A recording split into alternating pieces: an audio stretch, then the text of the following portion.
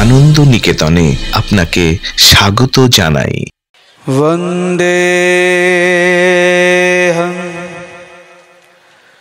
श्रीगुरुं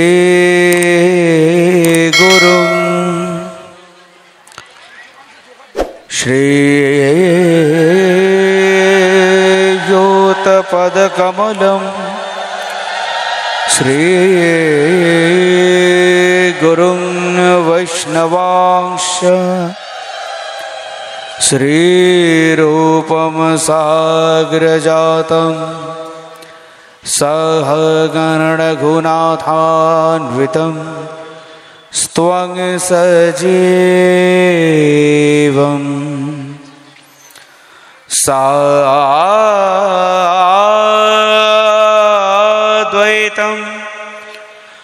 सावधूतं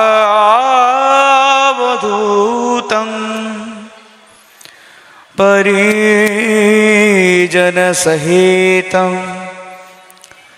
श्रीकृष्णचैतन्यदेवं श्रीराधाकृष्णपादान् सहगण ललिता विशाखान्वितांश्च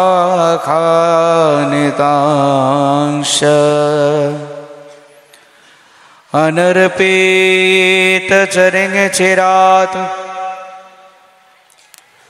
करुणयावतीर्ण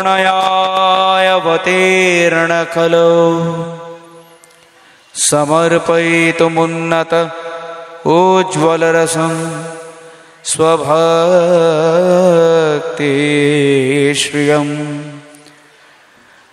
हरिपूरटसुन्दरः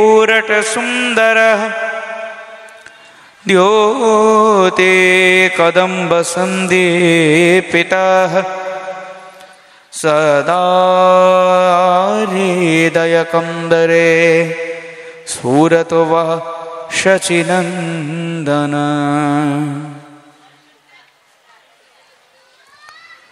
नमस्त्रिकालसत्याय जगन्नाथसुताय च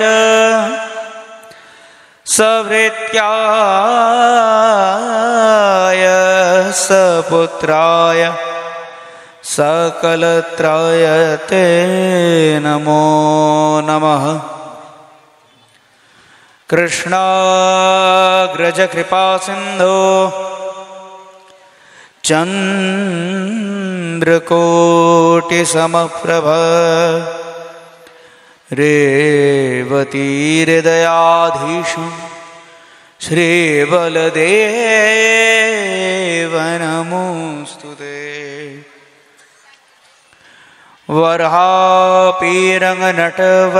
वरापीरङ्गनटवरवपोकर्णयो कर्णिकारम् बिव्रतवासकनककपीशं वैजयन्तीं च मालाम् रन्ध्राणवेणरधरसूधया पूरयन् गोपवृन्दये वृन्दारण्यं सपदरमणं प्रविशद्गीत कीर्ते। वाञ्छाकल्पतरोभ्यश्च कृपासिन्धोभ्यः एव च पतितानां पावनेभ्यो वैष्णवेभ्यो नमो नमः। तुलसी काननं यत्र यत्र पद्मवनानि च पुराणपठनं यत्र तत्र सन्निहितो हरिः। नारायणं नमस्कृत्य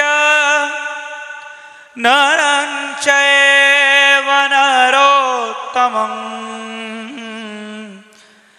देवीं सरस्वतीं व्यासं ततो जयमुदीरयेत्। यं प्रव्रजन्तमनुपेतमपेतकृत्यं द्वैपायन वीरः कातरो आजुहाव पुत्रेति तन्मयोतया तर्भो विनेदु। स्वं सर्वभूतहृदयं मुनिमानतोऽस्मि।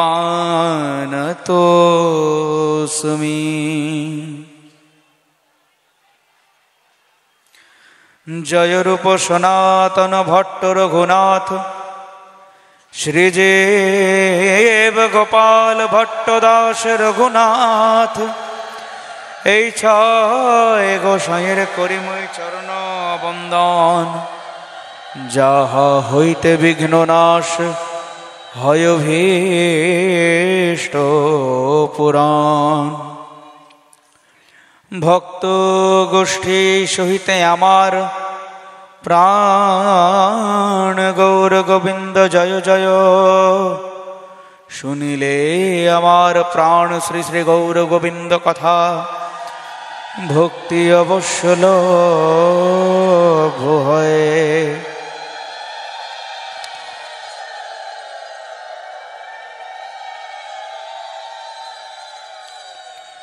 শ্রূয়তাং শ্রূয়তাং নিত্যং গীয়তাং গীয়তাং মুদা চিন্তত্যাং চিন্ততাং ভক্ত্যা।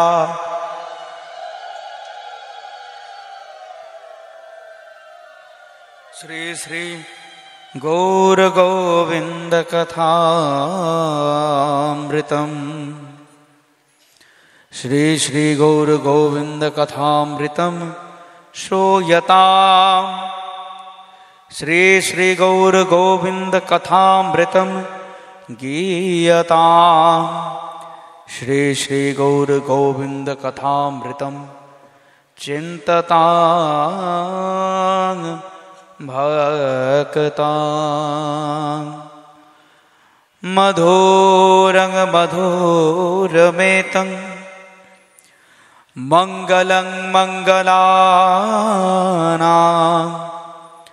সকলনিগমবল্লী সৎফলং চিৎস্বরূপং। সক্রীদপি পরিগীতং শ্রদ্ধয়া হেলয়া বা। হে ভৃগুবরনরমাত্রং তারয়ে কৃষ্ণনামং। हे भृगुवर कृष्ण नाम नरमात्रं तारये। हे भृगुवर कृष्ण नाम नरमात्रं तारये। हे भृगुवर कृष्ण नाम नरमात्रं तारये।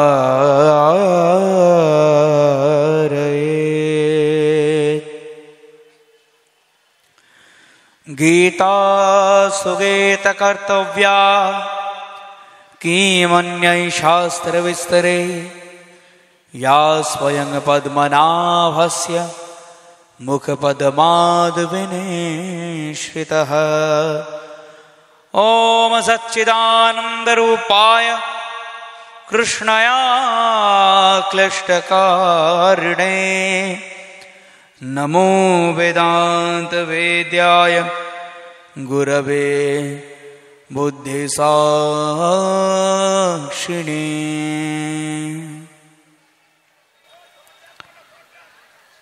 जय निताय जय गौर। उपस्थित भगवत तत्ता एवं भागवतीय कथा रसलुलु अगणित श्रोतृमंडली,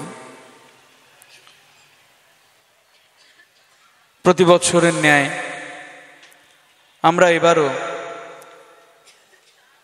এক ভগবত কথার বিরাট যজ্ঞের আয়োজন করেছে। এই যজ্ঞ যাতে আগুন নাই, এই যজ্ঞ যাতে কোনো বেদী নাই, এই যজ্ঞ যাতে কোনো মন্ত্র নাই, তবে সেটা আবার কিরকম যজ্ঞ হলো? আমরা কি বললাম? ভগবতীয় কথা যজ্ঞ। যজ্ঞ হতে গেলে কি লাগে? আগুন লাগে, বেদী লাগে, আহুতি লাগে, যজমান লাগে, পুরোহিত লাগে। তো এক্ষেত্রে যজ্ঞ কোনটা? যজ্ঞ বেদী কোনটা? শুধু শ্রোতৃমণ্ডলী, বড় চমৎকার আস্বাদনের বিষয়। যখন সত্য যুগে, ত্রেতা যুগে যজ্ঞ হতো, তখন মাটির বেদী তৈরি হতো। আর যখন কলিযুগে যজ্ঞের আয়োজন হয়, তখন বেদী তৈরি হয় আমাদের হৃদয় দিয়ে। সেই বেদীর মধ্যে জ্বলতে থাকে কৃষ্ণ প্রেমের বিরাট আগুন, এবং সেই আগুনে আহুতি আমরা দেই আমাদের বিষয় বাসনাকে, আমাদের অহংকার, আমাদের অভিমান, আমাদের দুঃখ, আমাদের বেদনা, সমস্ত কিছু ঘুচিয়ে দিয়ে একমাত্র একটাই জিনিস বেঁচে থাকে, তা হলো মনের মধ্যে এক পরম তৃপ্তি, এক পরম আনন্দ। যার জন্যই আমার বিশ্বকবি রবীন্দ্রনাথ ঠাকুরের একটি চমৎকার লেখনী মনে পড়ে যায়, জগতের আনন্দ যজ্ঞে আমার নিমন্ত্রণ, ধন্য হলো মানব জীবন। তো তেমনি বনগাঁর এই খেলাঘর মাঠে আমার জগৎপতির, প্রাণ গোবিন্দের, আমার শ্রীমতী রাধারানীর, আমার নিতাই চাঁদ, আমার গৌর সুন্দরের পারমার্থিক কথা জ্ঞান যজ্ঞের যে আয়োজন হয়েছে, এইখানে মাদৃশ্য জীবাধমকেও আপনারা কৃপা করে সেবার সৌভাগ্য দান করবেন বলে ডেকে এনেছেন। তাতে আমি ধন্য হলাম, তাতে আমি কৃতকৃতার্থ হলাম। তো এই কদিনই যাবৎ আমরা ভগবানের কথা শুনছি। ভগবত কথা মানে কি? ভগবানের কথা। কোনো গ্রাম্য বিষয় নয়, কোনো জড়জাগতিক পরনিন্দা পরচর্চা নয়, পিএনপিসি নয়, এটা কেএনকিসি। কেএন কি? কৃষ্ণ নাম, কৃষ্ণ চর্চা, তাই তো? কেএনকেসি, কৃষ্ণ নাম, কৃষ্ণ চর্চা, ভগবানের কথা। তো আমি নিতান্তই স্থূলমতি, অজ্ঞান, বলবার সামর্থ্য নাই, কৃষ্ণ ভক্তি ধরে রাখবার সামর্থ্য নাই, আপনাদের আশীর্বাদ ধরে রাখার সামর্থ্য নাই। তাও যেটুকু আমার পরমানন্দময় ভগবান কৃপা করে নিজ কথা বলবার সুযোগ করে দিয়েছেন, এই পাপ মুখে যাতে কিঞ্চিত মাত্র তার কোনো পুণ্য লাভ হয়, যাতে কিঞ্চিত মাত্র মনের মধ্যে কোনো আনন্দ লাভ হয়, তাই আজ আমরা ভগবানের কথা দিয়ে আমাদের ভগবত কথার আয়োজন, অনুষ্ঠান করব। ভগবানের কথা বলতে শুরুতেই বললাম, গীতা সুগীতা কর্তব্যা কিম অন্যায় শাস্ত্র বিস্তারে। ভগবানের যে বহুবিধ কথা রয়েছেন, তার মধ্যে অন্যতম সর্বশ্রেষ্ঠ গ্রন্থ হলো সেই জিনিস যে গ্রন্থের বক্তা স্বয়ং শ্রী ভগবান গোবিন্দ, যাকে আমরা প্রত্যেকে চিনি শ্রীমদ্ ভগবদ গীতা নামে। প্রত্যেকে আমরা চিনি, প্রত্যেকের ঘরের মধ্যে আছে, পড়ি না আলাদা কথা, প্রত্যেকের ঘরের মধ্যেই আছে, ঠাকুর ঘরে আমরা সাজিয়ে রেখে দিই।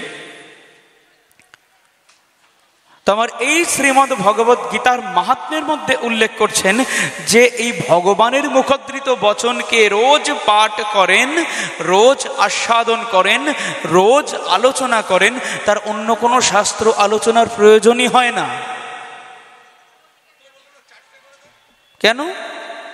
এর উত্তরে বলছেন, ইয়া স্বয়ং পদ্মনাভস্য মুখ পদ্মাদ বিনিসৃতা।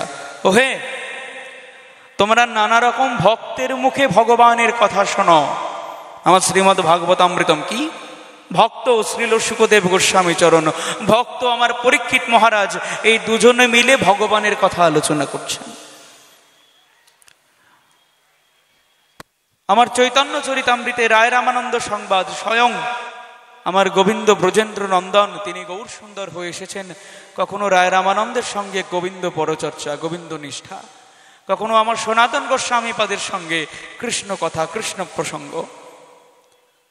কিন্তু আমার শ্রীমদ্ ভগবদ গীতায় স্বয়ং সর্বেশ্বর, যাকে বলা হয় চৈতন্য চরিতামৃতে সর্ব অবতারী কৃষ্ণ স্বয়ং ভগবান, সেই স্বয়ং পদ্মনাভ, সেই আমার পরমানন্দময় গোবিন্দ নিজের মুখ নিঃসৃত যে বচনে সমস্ত জগতের মঙ্গল করেছেন, সমস্ত জগতের মঙ্গল সাধনের উদ্দেশ্যে প্রতিজ্ঞা গ্রহণ করেছেন, এমনই হলো শ্রীমদ্ ভগবদ গীতা, যা অধ্যয়ন করবার পর অন্য কোনো কিছু অধ্যয়নের প্রয়োজন পড়ে না।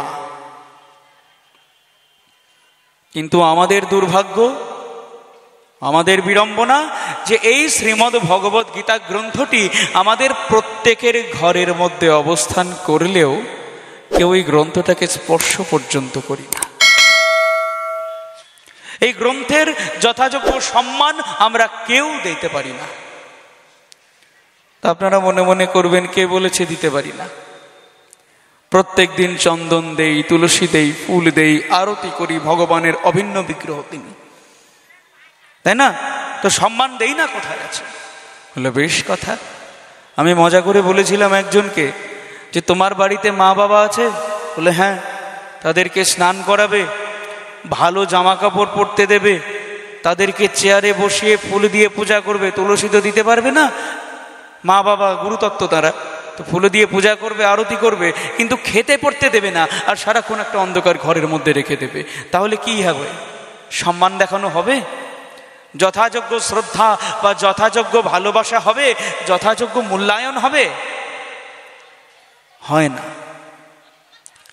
আর হয় না বলে আমাদের সনাতন ধর্মের সব থেকে বেশি দুর্দশা, যা আদ্যাপি হোক ঘটে নাই, আজ অবধি আমাদের এই সনাতন ধর্মের কোনো দুর্দশা ঘটে নাই।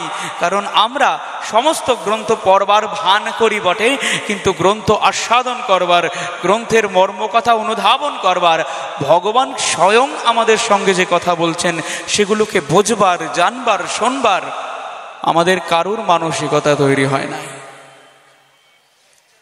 তাই আজ চেষ্টা করব শ্রীমদ্ ভগবদ গীতার খুব মূল্যবান কিছু কিছু দিক, যারা কৃষ্ণ কথা লোলুপ সমকস্থিত শ্রোতৃমণ্ডলী শ্রোতার আসন অলঙ্কৃত করে বসেছেন অপেক্ষমান হয়ে, যেন তাদের সেবার সৌভাগ্যের কিঞ্চিত পুণ্য যেন লাভ হয়, যেন তাদের কাজে লাগে, আমাদের প্রত্যেকের জীবনের কাজে লাগে। তা শুধু শ্রোতৃমণ্ডলী, গীতা পাঠ করতে গেলে কোনখান থেকে শুরু করা উচিত, বা পঠন করতে গেলে কোনখান থেকে শুরু করা উচিত? বলে কেন? গীতা তো স্বয়ং ভগবানের কথা। তো ভগবান যেখান থেকে মুখ খোলা শুরু করেছেন, ভগবান যেখান থেকে কথা বলা শুরু করেছেন, ভগবান যেখান থেকে নিজেকে প্রকাশ করা শুরু করেছেন, সেইখান থেকেই আমরা শুরু করব? বলে না, তা হবে না। কেন? শুধু শ্রোতৃমণ্ডলী, এটাই হচ্ছে আমাদের জড়জাগতিক সম্পর্কের একটা ভুল ধারণা। আমরা মনে করি ভগবানকে জানতে গেলে শুধুমাত্র বই পড়লে হয়ে যায়। আমরা মনে করি ভগবানকে জানতে গেলে শুধুমাত্র সাধু সঙ্গই দরকার হয়, ভগবানকে জানতে গেলে শুধুমাত্র তার কথা শোনাই দরকার হয়। না, ভগবানকে জানার প্রথম ধাপ হচ্ছে প্রথমে নিজেকে জানা। মনে পড়ে আপনাদের শ্রী শ্রী চৈতন্য চরিতামৃতমের স্বয়ং আমার এই রূপাগ্রজ সনাতন গোস্বামীপাদ মহাপ্রভুর কাছে তিনটে প্রশ্ন নিয়ে এসেছিলেন। আমার কলিযুগ পাবন অবতার গৌর সুন্দরের কাছে 3 প্রশ্ন। তিনি একবারও প্রশ্ন করেন নাই যে বলো প্রভু কৃষ্ণকে, বা বলো প্রভু তুমি কে। তিনি প্রশ্ন করেছিলেন কে আমি, আমি কে?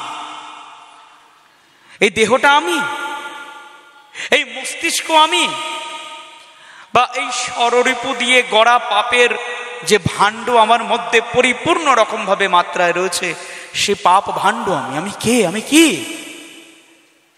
অর্থাৎ এটা মহাজনগণ পূর্বেই দেখিয়ে দিয়েছেন যে নিজেকে না জানলে কখনো ভগবানকে জানা সম্ভব হয় না।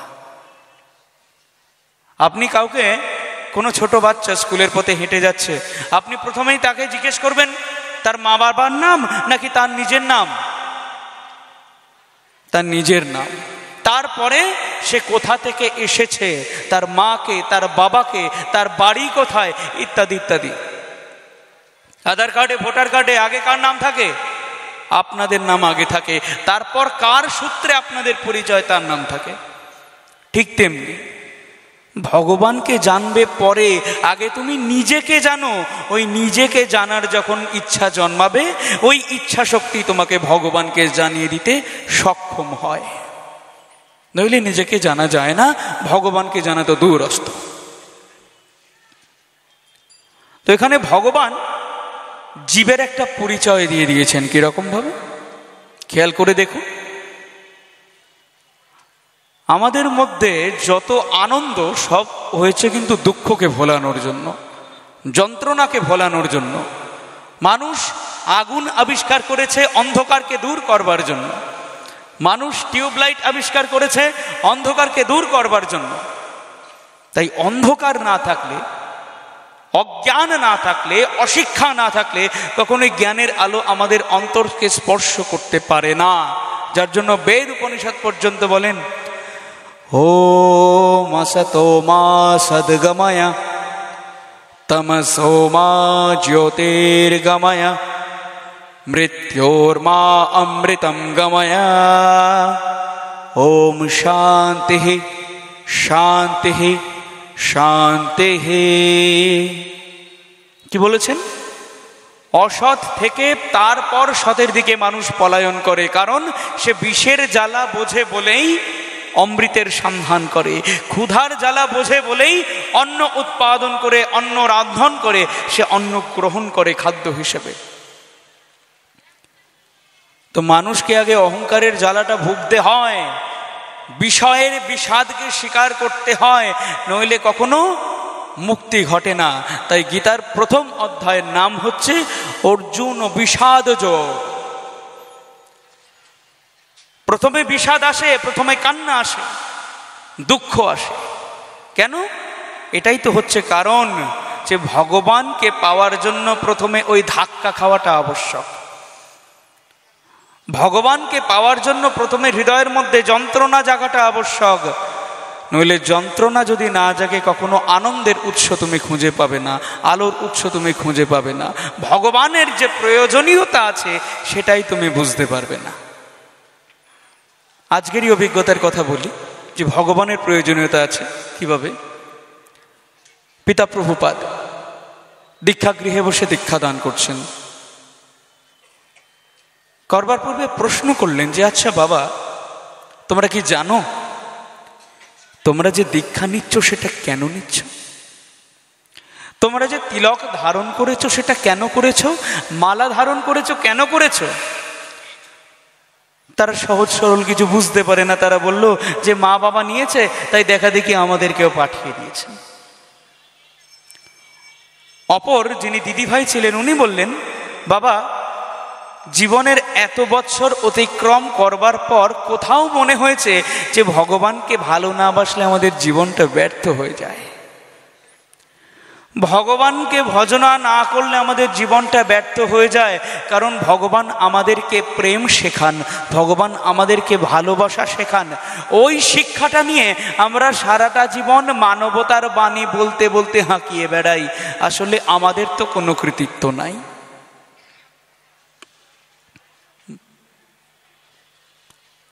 অর্থাৎ এটা দাঁড়ালো যে জগতে যে সম্পর্ক নিয়ে আমরা এত বেশি মাতামাতি করি, যে সম্পর্ক না থাকলে আমাদের মনের মধ্যে বিষম বেদনা, বিষম জ্বালা উপস্থিত হয়, যে সম্পর্ক না টিকলে আমরা কান্নাকাটি করি ধুলোয় পড়ে, সেই সম্পর্কের কখনো কোনো মূল্যই ছিল না। কি করে থাকবে? আমি যদি পৃথিবীতে বেঁচে নাই থাকি তখন সম্পর্ক থেকে লাভ কি? আমি আসার আগে আমার মা বাবাকে কেউ মা বাবা বলে ডাকতো না।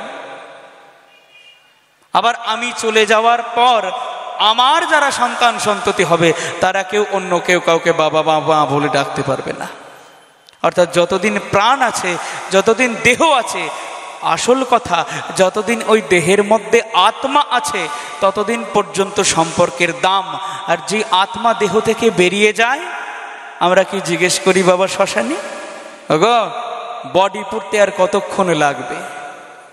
তখন কেউ কারুর বাবা না, কেউ কারুর মা না, কেউ কারুর কাকুমা, কেউ কারুর জেঠি না, কেউ কারুর দাদু নয়, কেউ কারুর ঠাকুমা নয়। তার একটাই পরিচয়, সে একটা মৃত শরীর মাত্র।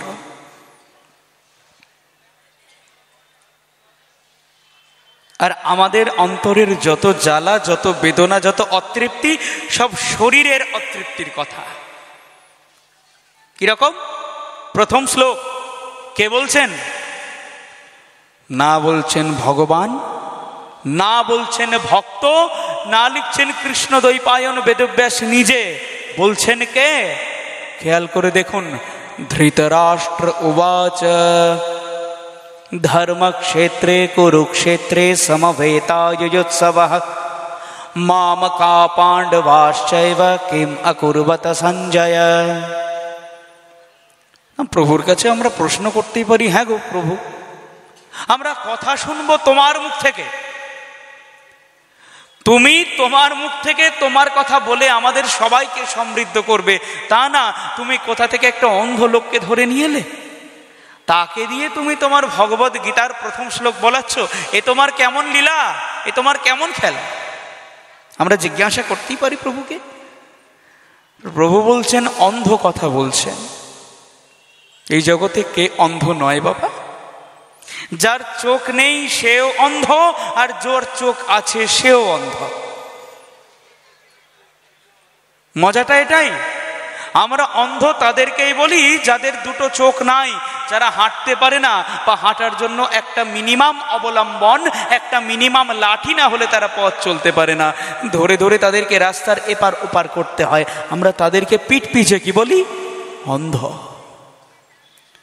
তো ভগবান আমাদের চোখে আঙুল দিয়ে দেখিয়ে দিচ্ছেন, এই জগতে যার চোখ নেই সে অন্ধ নয়, যার সত্যতার কোনো নলেজ নেই, কোনো জ্ঞান নেই, সেই হচ্ছে প্রকৃতপক্ষে অন্ধ।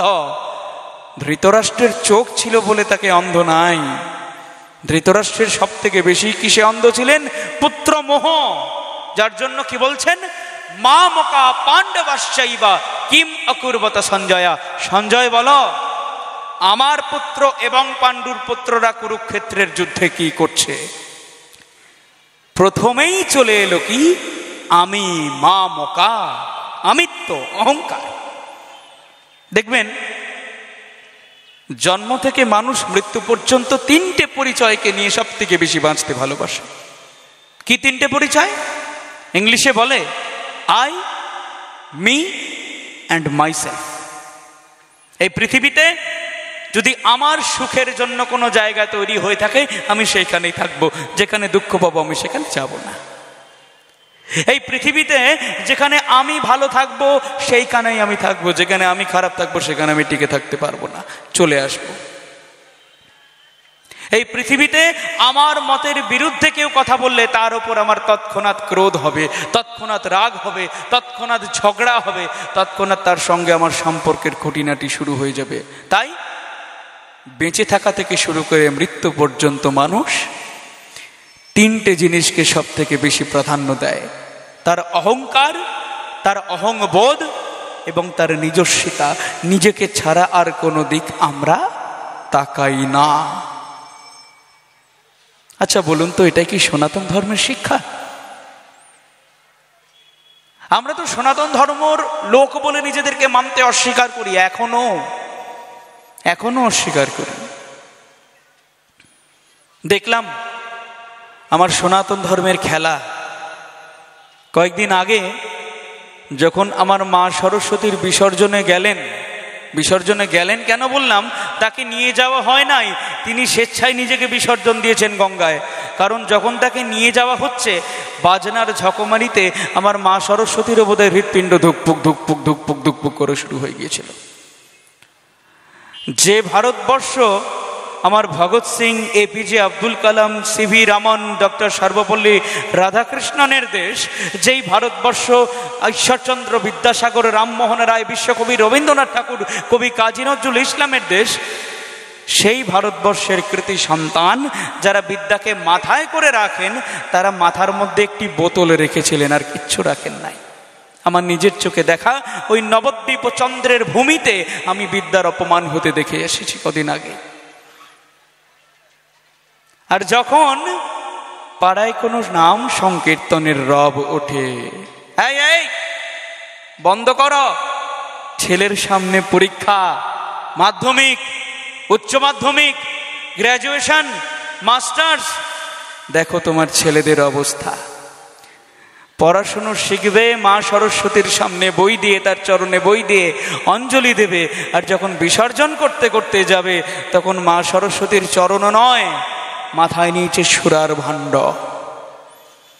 এই নিয়ে তুমি অবজেকশন করো যে কীর্তন চালানো যাবে না।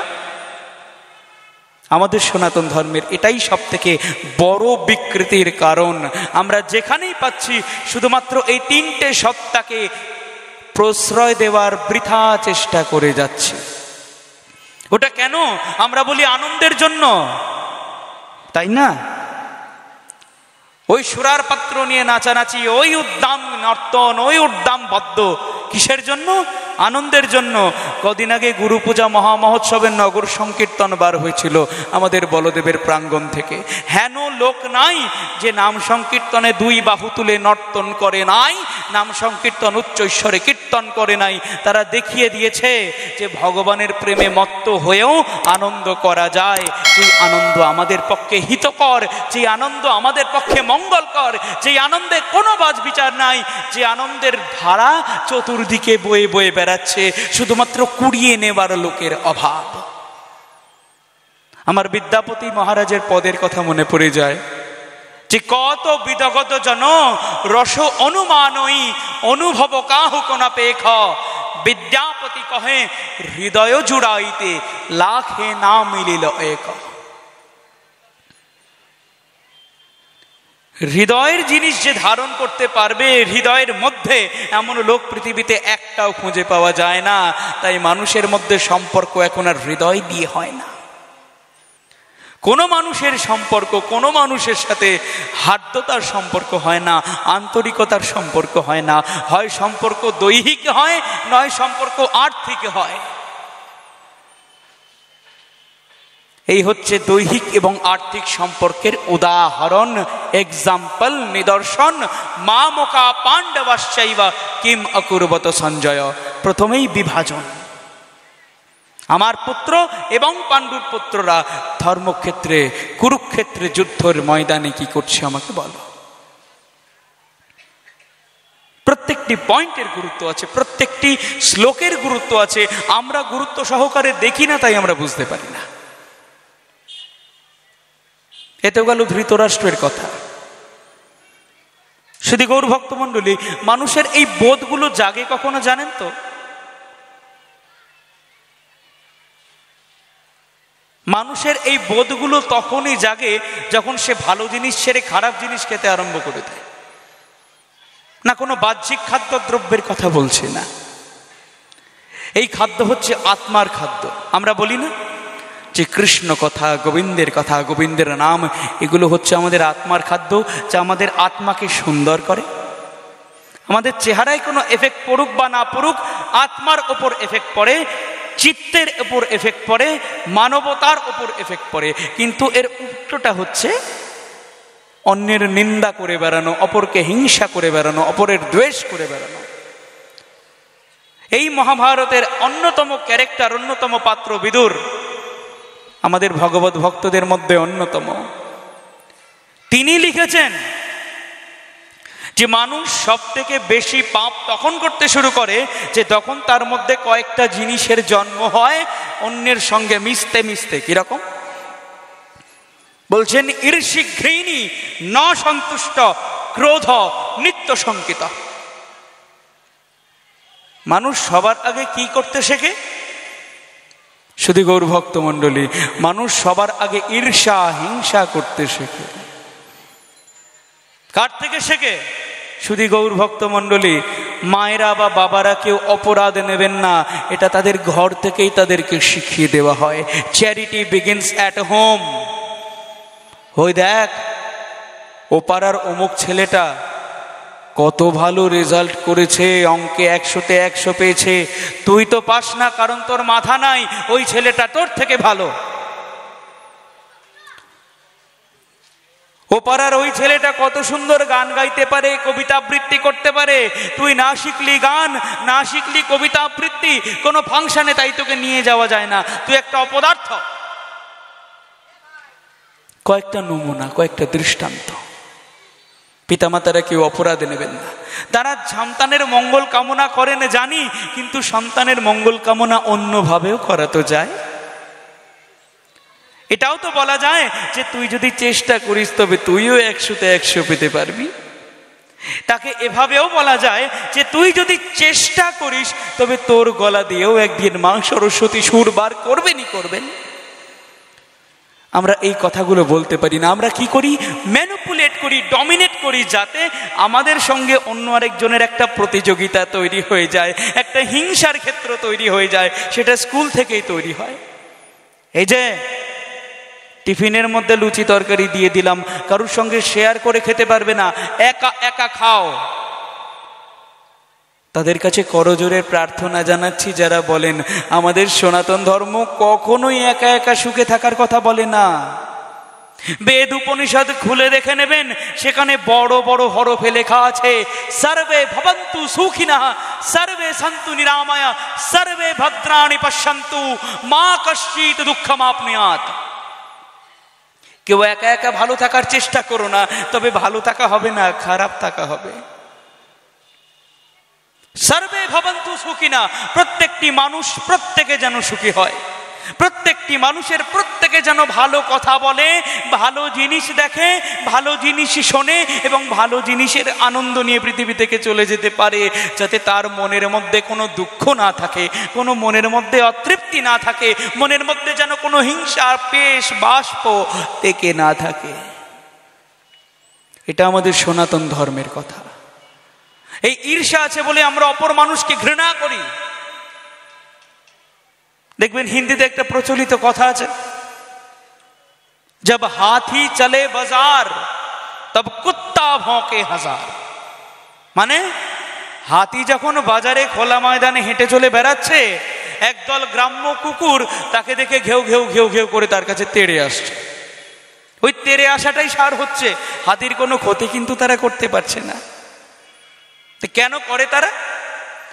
তারা দেখছে আমরা হলাম আকার আয়তনে এত ছোট ছোট কয়েকটা কুকুর, আমরা লোকের বাড়িতে খাওয়ার জন্য যাই, আমাকে লোকে মেরে তাড়িয়ে দেয়, আর একে লোকে গণেশ বাবাজি বলে প্রণাম করছে, কলা এনে দিচ্ছে, আপেল এনে দিচ্ছে, কেউ কেউ আবার দূর থেকে ধূপ ধুনো দিয়ে আরতি করছে। আকার আয়তন এত বিরাট, আসল কথা আমরা এত ঘেউ ঘেউ করে চিৎকার করছি, একটা উত্তর আমাকে করতে পারছে না।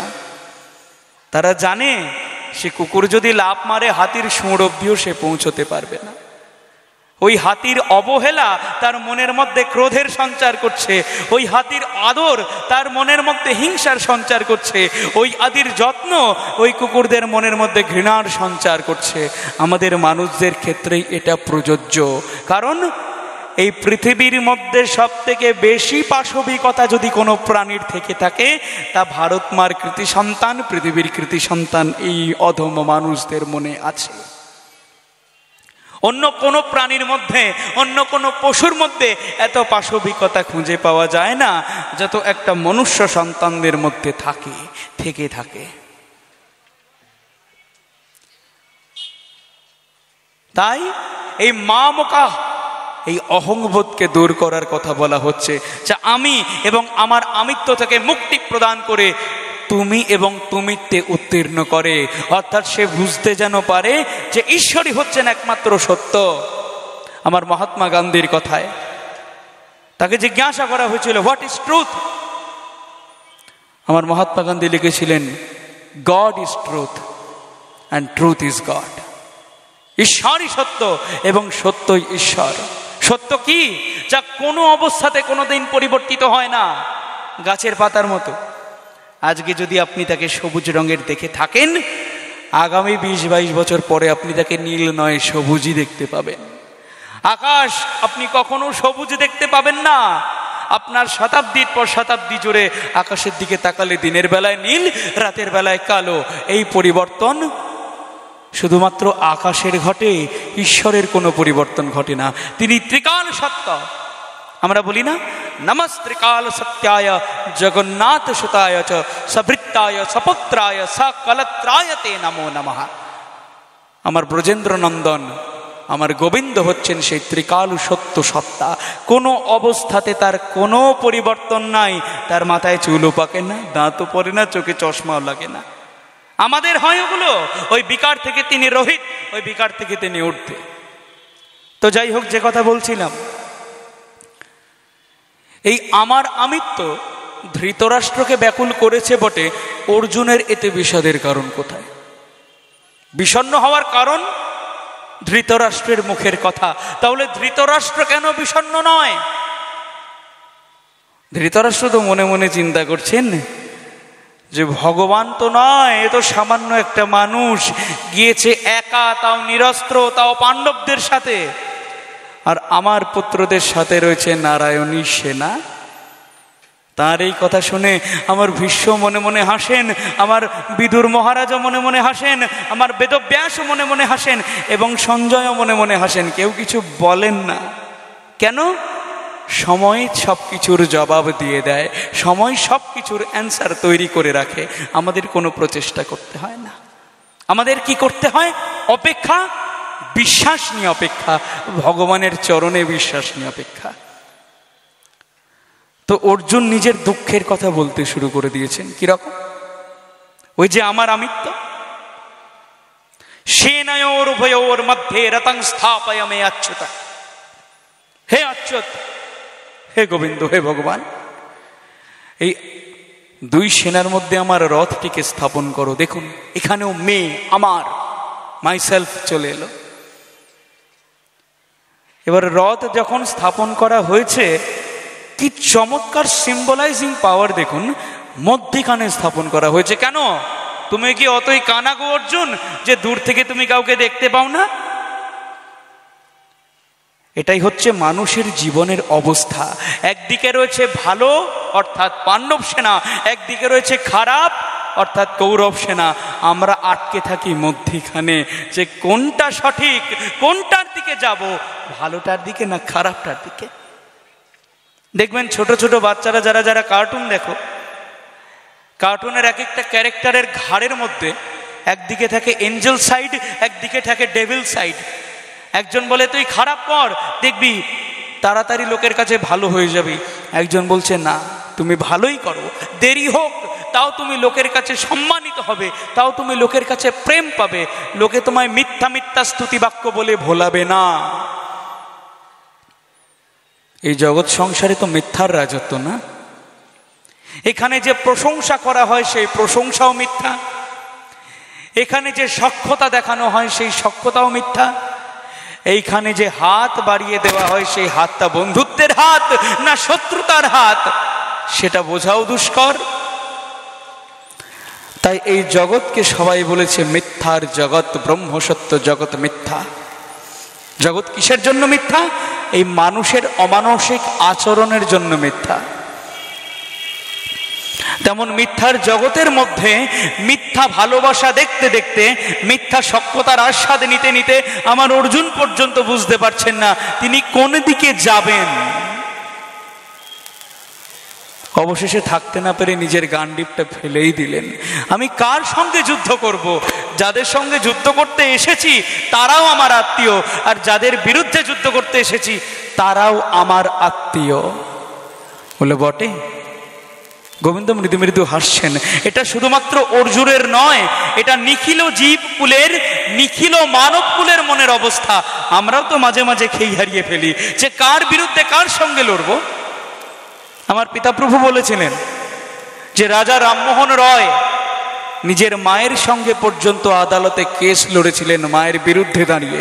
কেস জিতে নেওয়ার পর নিজের সমস্ত সম্পত্তি মায়ের চরণে দিয়ে বলে গিয়েছিলেন যে আমি তোমার সম্পত্তির প্রতি লোভ করি নাই, তোমার সম্পত্তি তোমার থাকুক, আমি কখনো ন্যায়কে পরিত্যাগ করব না, আমি কখনো ধর্মকে পরিত্যাগ করব না, এই প্রতিজ্ঞা নিয়েছিলাম বলে আজকে যখন আমার গর্ভধারিণীকে স্বয়ং অন্যায়ের পক্ষপাতিত্ব করতে দেখতে পাই, তখন তার বিরুদ্ধে দাঁড়ানো ছাড়া আমার কাছে আর কোনো রাস্তা ছিল না।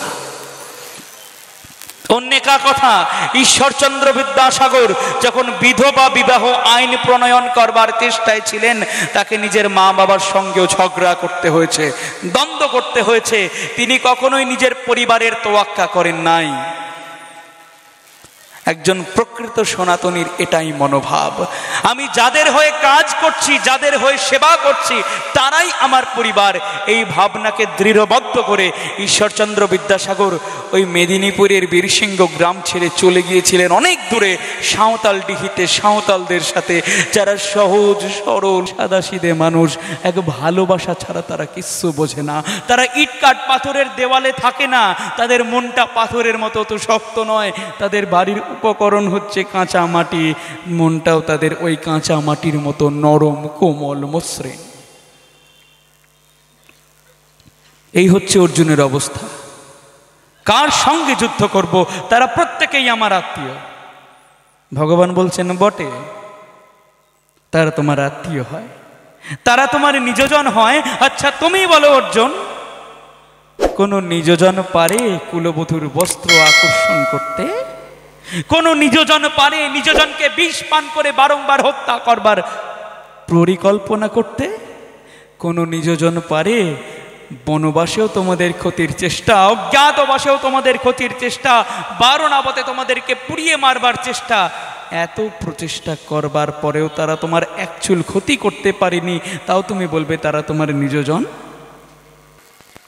আমাদের জগৎ সংসারে এটাই নিয়ম।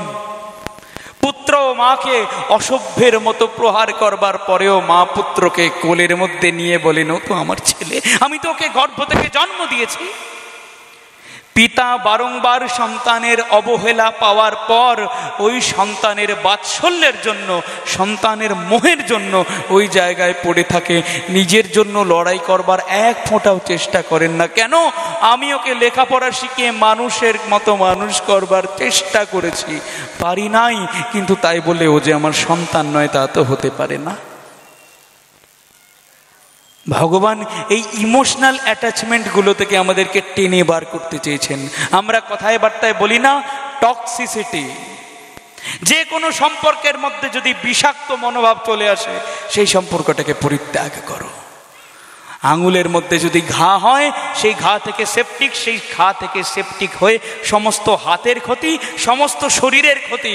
তাই যে আঙুলে ঘা হয়েছে, যে আঙুল বিষাক্ত হয়েছে, হাজার কষ্ট হলেও সেই আঙুলটাকে কেটে ফেলাই তোমার শরীরের জন্য মঙ্গল।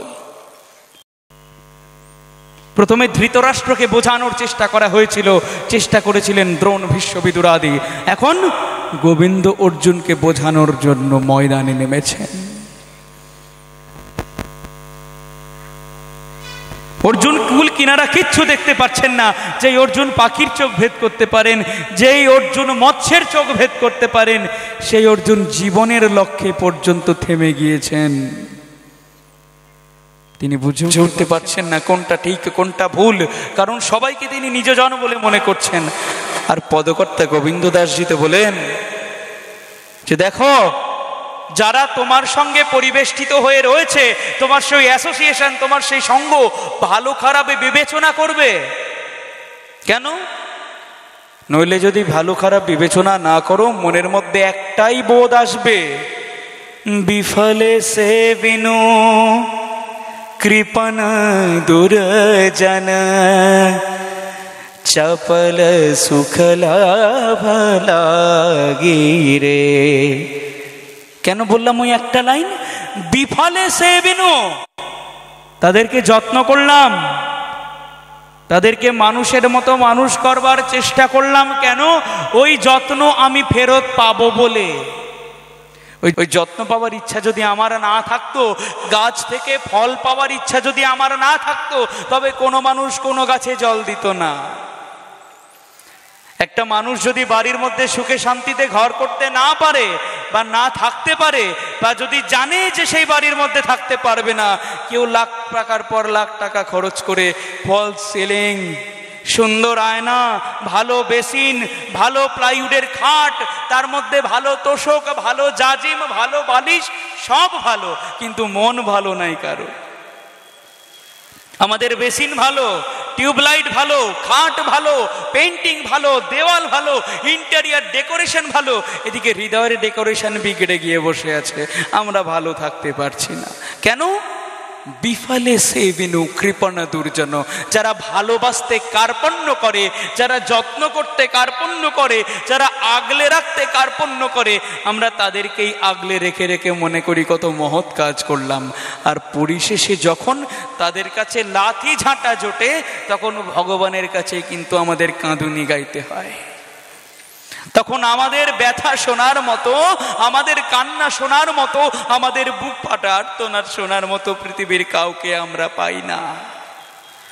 না মা পাই, না বাবা পাই, না ভাই পাই, না বোন পাই, না বন্ধু পাই, কিচ্ছু পাই না। পাই শুধুমাত্র আমার একমাত্র অন্তরের অন্তর্যামীকে, যাকে আমরা খোঁজার পর্যন্ত চেষ্টা করে দেখি না। ব্যথা পেলে তার কথাই সবার আগে মনে পড়ে যায়। তো অর্জুনের এখন কোনো কুল কিনারা দেখতে পাচ্ছেন না।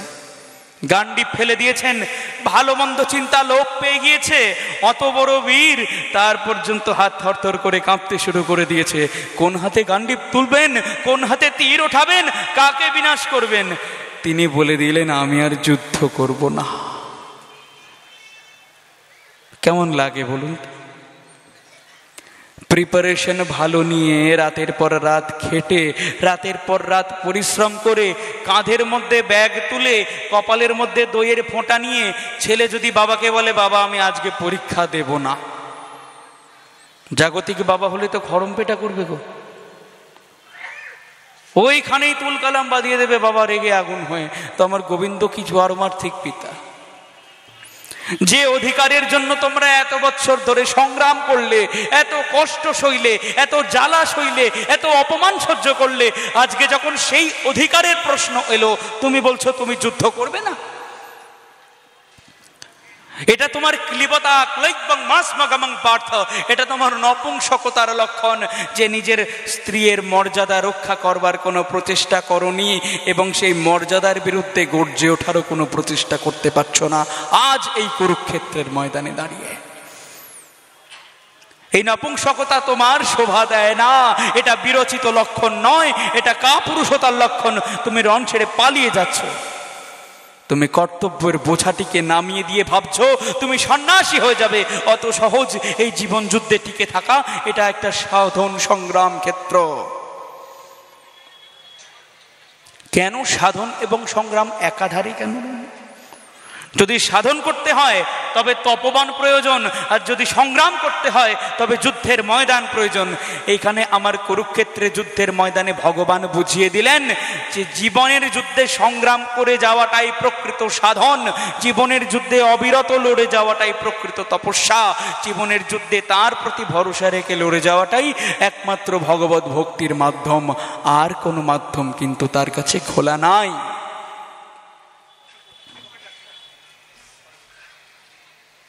কি বললেন? এই ক্লিবতাকে তুমি এক্ষুনি পরিত্যাগ করো, নইলে তোমার কোন রকম মুক্তির উপায় আমি দেখতে পারবো না। তো অর্জুন কি করলেন? সব থেকে বুদ্ধিমানের কাজ, যেটা আমরা করতে 7-5 ভাবি। বিপদ সামনে দেখতে পাচ্ছি, মৃত্যুকে সামনে প্রত্যক্ষ করতে পারছি, চোখের দৃষ্টি ক্ষীণ হয়ে যাচ্ছে, কানে শোনার শক্তি নষ্ট হয়ে যাচ্ছে, জিহ্বায় বলবার শক্তি নষ্ট হয়ে যাচ্ছে, তাও পর্যন্ত ভগবানের শরণাগতি লাভ করবার কোনো ইচ্ছা আমাদের মনে জাগে না। অর্জুনের মনে জেগে গিয়েছে। কি বলছেন? শিষ্যস্তেহং সাধে ত্বাং প্রপন্না। আর কোনো উপায় না পেয়ে করজোরে নিজের সারথীর পদতলে এসে বসেছেন। আমি তোমার শিষ্য হলাম, আমি তোমার শরণাগত হলাম, এখন তুমিই আমাকে রক্ষা করো গোবিন্দ। কত বড় কথা! দেখুন, লোকে গুরু করবার জন্য কাকে খুঁজে বেড়ায়? জাগতিক কয়েকটি প্রাণীকে না, জাগতিক কয়েকজনকে, যারা ভগবানের অত্যন্ত প্রিয় ভক্ত, তারাই ভগবানের পথের উপায় বাতলে দেবেন, পাওয়ার উপায় বাতলে দেবেন। তাঁরই আচার আচরণকে শিক্ষা করে, তাঁরই জীবন ধারণকে অনুশীলন করে ধীরে ধীরে ধীরে ধীরে আমরা ভগবানকে পাই। আর অর্জুন আমাদের থেকে 10 কাঠিও পড়ে তিনি গুরু করলেন কাকে? স্বয়ং ভগবান গোবিন্দকে। বসুদেবং সুতং দেবম কংস চাণুর মর্দনম দেবকী পরমানন্দম কৃষ্ণম বন্দে জগদ্গুরুম। কি বললেন? তোমার ভক্ত হব পরে, আগে তোমার শিষ্য করো আমায়। শিষ্যস্তেহং সাধি ত্বং প্রপন্না। ভগবান কি দেখাচ্ছেন আমাদের এর মাধ্যমে? ভগবান দেখাচ্ছেন যে দেখো তোমরা জগতে প্রত্যেকে পাগলের মতো গুরুর খোঁজ করো আমাকে পাওয়ার জন্য, তাই তো? আমাকে পাওয়ার জন্য, আমাকে ভজনা করবার জন্য, জীবনের শৃঙ্খলাকে আয়ত্ত করবার জন্য তোমরা প্রত্যেক দিন গুরুদেবের খোঁজ করো, কিন্তু কেউ তোমরা যোগ্য শিষ্য হতে পেরেছো কি? আমরা কজন পেরেছি যোগ্য শিষ্য হতে?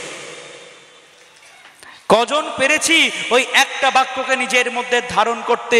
গুরু মুখপদ্ম বাক্য হৃদয়ে করিয়া ঐক্য, আর না করিহ মনে আশা। নরোত্তম দাস ঠাকুর বলেছেন, কিন্তু আমরা কজন ধারণ করতে পেরেছি? কেউ পারি। দেখবেন স্কুলের মধ্যে যদি শুধুমাত্র শিক্ষক মহাশয় থাকেন, বাচ্চা বাচ্চা ছেলে মেয়েগুলো দল বেঁধে ক্লাসরুমে বেঞ্চের উপর না বসে, তাহলে সেই স্কুলকে কি স্কুল বলা যায়? সেই স্কুলকে কি স্কুল বলা যায়? বা সেই কলেজকে কি কলেজ বলা যায়? যদি শুধুমাত্র শিক্ষক থাকেন, শুধুমাত্র গুরু থাকেন, তার কথা শোনবার মতো, তার শাসন মানবার মতো কোনো ছাত্র বা কোনো স্টুডেন্ট বা কোনো শিষ্য থেকে না থাকে, আপনারাই বিচার করে দেখুন, থাকে না। তাই জন্য হিন্দিতে বলছেন গুরু মিলে লাখ। বলবার লোক অনেক পাবে, জ্ঞান দেবার লোক অনেক পাবে। এটা করো না, ওটা করো, দেখবে ভালো হবে। এটা করছো, এটা করতে ছেড়ে দাও, ওটা করো না, অন্য জিনিসটা করো, তোমার মঙ্গল হবে। এই দিকের ব্যবসা করছো, ওই ব্যবসা করো না, ওই দিকের ব্যবসা করো, তোমার মঙ্গল হবে। জ্ঞান দেবার লোকের অভাব নেই, বলবার লোকের অভাব নেই যেমন আমি, কিন্তু শোনবার লোকের অভাব রয়েছে। শেখবার, জানবার, বুঝবার, আয়ত্ত করবার লোকের অভাব রয়েছে। যার জন্য অর্জুন শুধুমাত্র শুনতে নয়, শুনতে, জানতে, বুঝতে, শিখতে এবং প্রয়োগ করবার জন্য দৃঢ় প্রতিজ্ঞাবদ্ধ হয়ে মুখের মধ্যেই বলে দিলেন যে শিষ্যস্তে হংস্বাধিতাং প্রপন্ন, আমি তোমার শিষ্য হলাম, এবার তুমি আমায় রক্ষা করো। আর এটা স্বয়ং আমার চৈতন্য চরিতামৃতে কৃষ্ণদাস কবিরাজ গোস্বামীর কলমে উল্লেখ আছে যে দেখো জীব, তোমরা ভগবানকে কখনো ডাকতে পারো না। অর্জুন যেরকম করে ডেকেছেন, দ্রৌপদী যেরকম করে ডেকেছেন, সেই রকম করে ডাকবার চেষ্টা করে দেখো। ডাকলে কি হয়? কৃষ্ণ তোমার হই বলে একবার, ভববন্ধ হইতে তারে কৃষ্ণ করে পার। অর্জুন এখানে বলেই দিলেন আমি তোমার শিষ্য, তুমি আমার গুরু বলেন নাই। কেন? ওটাতে মমত্ববোধ চলে আসে, অহংবোধ চলে আসে, আমাইত্ববোধ চলে আসে, দেহের বোধ চলে আসে। অর্জুন সমর্পণের রাস্তায় নামলেন। যখন কোনো বুদ্ধি কাজ করে না, যখন কোনো চিন্তা কাজ করে না, তখন একমাত্র গোবিন্দ চিন্তন করতে হয়, গোবিন্দ স্মরণ করতে হয়, গোবিন্দকে মনে মনে ডাকতে হয় আর বলতে হয় শিষ্যস্তে হং, তুমি আমাকে শিখিয়ে দাও, তুমি আমাকে পড়িয়ে দাও, তুমি আমাকে বুঝিয়ে দাও, আমি তোমার শরণাগত হবার জন্য প্রস্তুত আছি। নইলে ভগবান এমনি এমনিতে বলবেন না। শুধু গৌর ভক্ত মণ্ডলী, এই যে জলের বোতল রয়েছে, একে যতই উপর করি জল পড়বে কি? পড়বে না। কেন? রয়েছে ঢাকনিটা। আমাদের মধ্যে যে আমিত্ববোধের ঢাকনি আছে, এটাকে সরিয়ে দিয়ে সমর্পণ করতে হয়, নত হতে হয়, ঝুঁকতে হয় ওই গোবিন্দ পাদ পদ্মে। তখনই আমার গোবিন্দ নিজের মুখামৃত ধারায় আমাদের জীবনকে উর্বর করবেন, যেরকম আমার অর্জুনকে করেছেন। তো ভগবান কি বলছেন অর্জুনকে? দেখো অর্জুন, এই যে তোমার মনের মধ্যে নপুংসকতার তৈরি হয়েছে, তা কিন্তু তোমার রচনা নয়। তুমি নিজের মনের মধ্যে ক্রোধের জন্ম দিতে পারো না। তুমি নিজের মনের মধ্যে কখনো খারাপ চিন্তার জন্ম দিতে পারো না, এগুলো সঙ্গদোষে আসে। সঙ্গদোষের কথা কেন বললাম জানেন তো মা? আমাদের জীবন ধারণের একমাত্র উপায় হিসেবে আমরা যদি বেঁচে থাকি, তা কি হয়? মৈথুন করা, সঙ্গম করা। যার থেকে আমরা লাভ হই, আমাদের দেহ লাভ হয়, আমাদের চিন্তা চেতনা লাভ হয়, আমাদের চোখ, নাক, মুখ, কান সব লাভ হয়, যেটা আমাদের মাতা পিতা দিয়ে দেন আমাদেরকে দেহ। কিন্তু আমাদেরকে চিন্তার জন্ম কে দেয়? মা বাবা কখনো ভালো জিনিসটা শিখিয়ে দিতে পারেন, কিন্তু ভালো চিন্তার জন্ম দিতে পারেন না, বা খারাপ চিন্তার জন্ম দিতে পারেন না। ওগুলো ক্রমাগত সঙ্গে থাকতে থাকতে থাকতে থাকতে আমাদের মধ্যে আপনা আপনি চলে আসে। এই যে দেখবেন আমরা প্রত্যেকে এখন গোটা ভারতবর্ষ জুড়ে, গোটা বিশ্ব জুড়ে সবাই কি করছেন? কুম্ভ স্নানে যাচ্ছেন। কুম্ভ কেন বলা হয়? ত্রিবেণী সঙ্গম। ওই ত্রিবেণী সঙ্গমের মধ্যে স্নান করলে আমাদের নাকি পুণ্য লাভ হয়। ওই ত্রিবেণী সঙ্গমের মধ্যে স্নান করলে কি হয়? ওখানে অমৃতের কয়েকটি ফোঁটা পড়েছিল, আমরা অমর হয়ে যাব তাতে। যারা যারা কুম্ভে স্নান করতে গিয়েছেন অমর হবেন বলে, তারাই এখন নিতাই গৌর হরিবোল হয়ে গিয়েছেন পদপৃষ্ঠে। আমরা কি পড়ি? রথস্থং বামনং দৃষ্টা পুনর্জন্ম ন বিদ্যতে। ভগবানকে একবার রথে চড়তে দেখলে পুনর্জন্ম লাভ হয় না। রথে চড়তে দেখি কখন? লোকের পায়ের তলায় চাপা পড়ে। পদপৃষ্ঠ হয়ে আমরা রথস্থ বামনকে দেখছি, যাতে আমাদের পুনর্জন্ম আর না হয়। রহস্য করলাম, কিন্তু উদ্দেশ্য কি? তীর্থ করলেও, যাত্রা করলেও, সঙ্গমে স্নান করলেও মানুষের পাপ কিন্তু ধুয়ে যায় না। আমরা মনে করি পাপ ধুয়ে যায়, ধুয়ে যায় না। হিন্দিতে একটা কথা আছে যে মলমল ধোয়ে শরীর কো। যখন স্নান করতে যাই তখন আমরা কি করি? কোচলে কোচলে নিজের শরীরটা থেকে ময়লা বার করি। মলমল ধোয়ে শরীর কো, কিন্তু না ধোয়ে মন কা ময়ল। নিজের মনের ময়লা কিন্তু দেহে স্নান করলে যায় না। এমন নয় যে দেহের রোমকূপে জল গেল আর মনের ময়লা ঝরঝর করে বেরিয়ে গেল। গঙ্গা স্নান করি, যমুনা স্নান করি, কুণ্ড স্নান করি, কুম্ভ স্নান করি, যেখানেই আমরা স্নান করি না কেন, মনের ময়লা কিছুতেই বার হবে না। নইলে নহায় গঙ্গা গোমতী রহে बैल के बैल। আরে ওই ত্রিবেণী সঙ্গমে যদি গরু মোষ পর্যন্ত স্নান করে, তারা কি মানুষ হয় বেদ পড়তে পড়তে ওঠে? তা তো ওঠে না। থাকে তারা গরু, থাকে তারা মোষ, থাকে তারা গবাদি পশু, তাদের দেহের কোনো বিকার হয় না। তোমারও তেমন চিত্তের কোনো বিকার হবে না, যতক্ষণ পর্যন্ত তোমার পারিপার্শ্বিক পরিস্থিতি তোমার কৃষ্ণ ভজনের অনুকূল হয়। তোমার পারিপার্শ্বিক পরিস্থিতি বলতে, তুমি বাড়িতে একাদশী ব্রত করতে গেলে যদি মা বাবা বাধা দেয়, কৃষ্ণ ভজন হচ্ছে? হবে না তো। তোমার পারিপার্শ্বিক পরিস্থিতি সব সময় ভজনের প্রতিকূল তোমায় নিয়ে যাবে, ম্যানুপুলেট করবে। এই সব করবার বয়স এখন না। এখনো লেখাপড়া করবি, চাকরি বাকরি করবি, পড়াশোনা করে ঘর বাড়ি তৈরি করবি, ঘরে বউ আনবি, তারপরে গুরুদেব যা দেখার দেখিয়ে দেবেন। হলো বটে, এই সময়টা কৃষ্ণ ভজনের না, এই সময়টা সুরাপাত্র নিয়ে নর্তনের সময় না গো। তাই অ্যাসোসিয়েশন আমাদের জীবনে খুব সুন্দর ম্যাটার করে। তাই জন্য বলা হয় সাধু সঙ্গ, সাধু সঙ্গ সর্বশাস্ত্রে কয়, লবমাত্র সাধু সঙ্গ সর্বসিদ্ধি হয়। অ্যাসোসিয়েশন, মানুষ যার সঙ্গে থাকবে তার আচার আচরণ সে আয়ত্ত করবে। তুমি কাদের সঙ্গে বাস করেছো বাবা? তুমি তো এতদিন ধরে কেবলমাত্র তোমার শত্রুদের কথা চিন্তা করে গিয়েছো, যাদেরকে বধ করবার জন্য তুমি দিব্যাস্ত্র সংগ্রহ করতে গিয়েছো। তুমি তো একবারও আমার কথা চিন্তা করনি। তুমি তো একবারও আমি কে তুমি কে এই চিন্তনের মধ্যে যাওই নাই। তুমি কেবলমাত্র লড়াই করবার জন্য অবতীর্ণ হয়েছো। এখন লড়াই করবার ভূমি যখন পেয়েছো, লড়াই করবার ময়দান যখন পেয়েছো, সম্মুখে শত্রু যখন পেয়েছো, তখন তোমার চিত্তের মধ্যে যদি চঞ্চলতা তৈরি হয়, তাহলে কি সেটা আমার দোষ? তাহলে ভগবান কি করব বলো? বলো এটাই হচ্ছে ট্রিক বেঁচে থাকবার। কি বলছেন? ये मां सर्वेषु भूतेषु भूतात्मा अवस्थितः सदा। বলে দেখো, মানুষ শত্রু বা মিত্র তখনই তৈরি করে যখন তার চোখের সামনে একটা পর্দা থাকে, এই ঢাকনিটা থাকে। মানুষ শত্রু বা মিত্র তখন তৈরি করে যখন তার মতের মিল এবং অমিল অনুযায়ী কাজ হয়। কিন্তু একবার তুমি যদি সমস্ত শত্রু মিত্রের মধ্যে আমাকে দেখতে শুরু করো, আমরা কি বলি? অন্তরে তুমি আছো চিরদিন, ও হে অন্তরজামী। আমাদের বাইরের দেহটা তো একটা খোলস মাত্র। সেই খোলসের গায়ের রং কখনো কালো হয়, কখনো সাদা হয়, কখনো সেই খোলসটা মোটা হয়, কখনো সেই খোলসটা সরু হয়।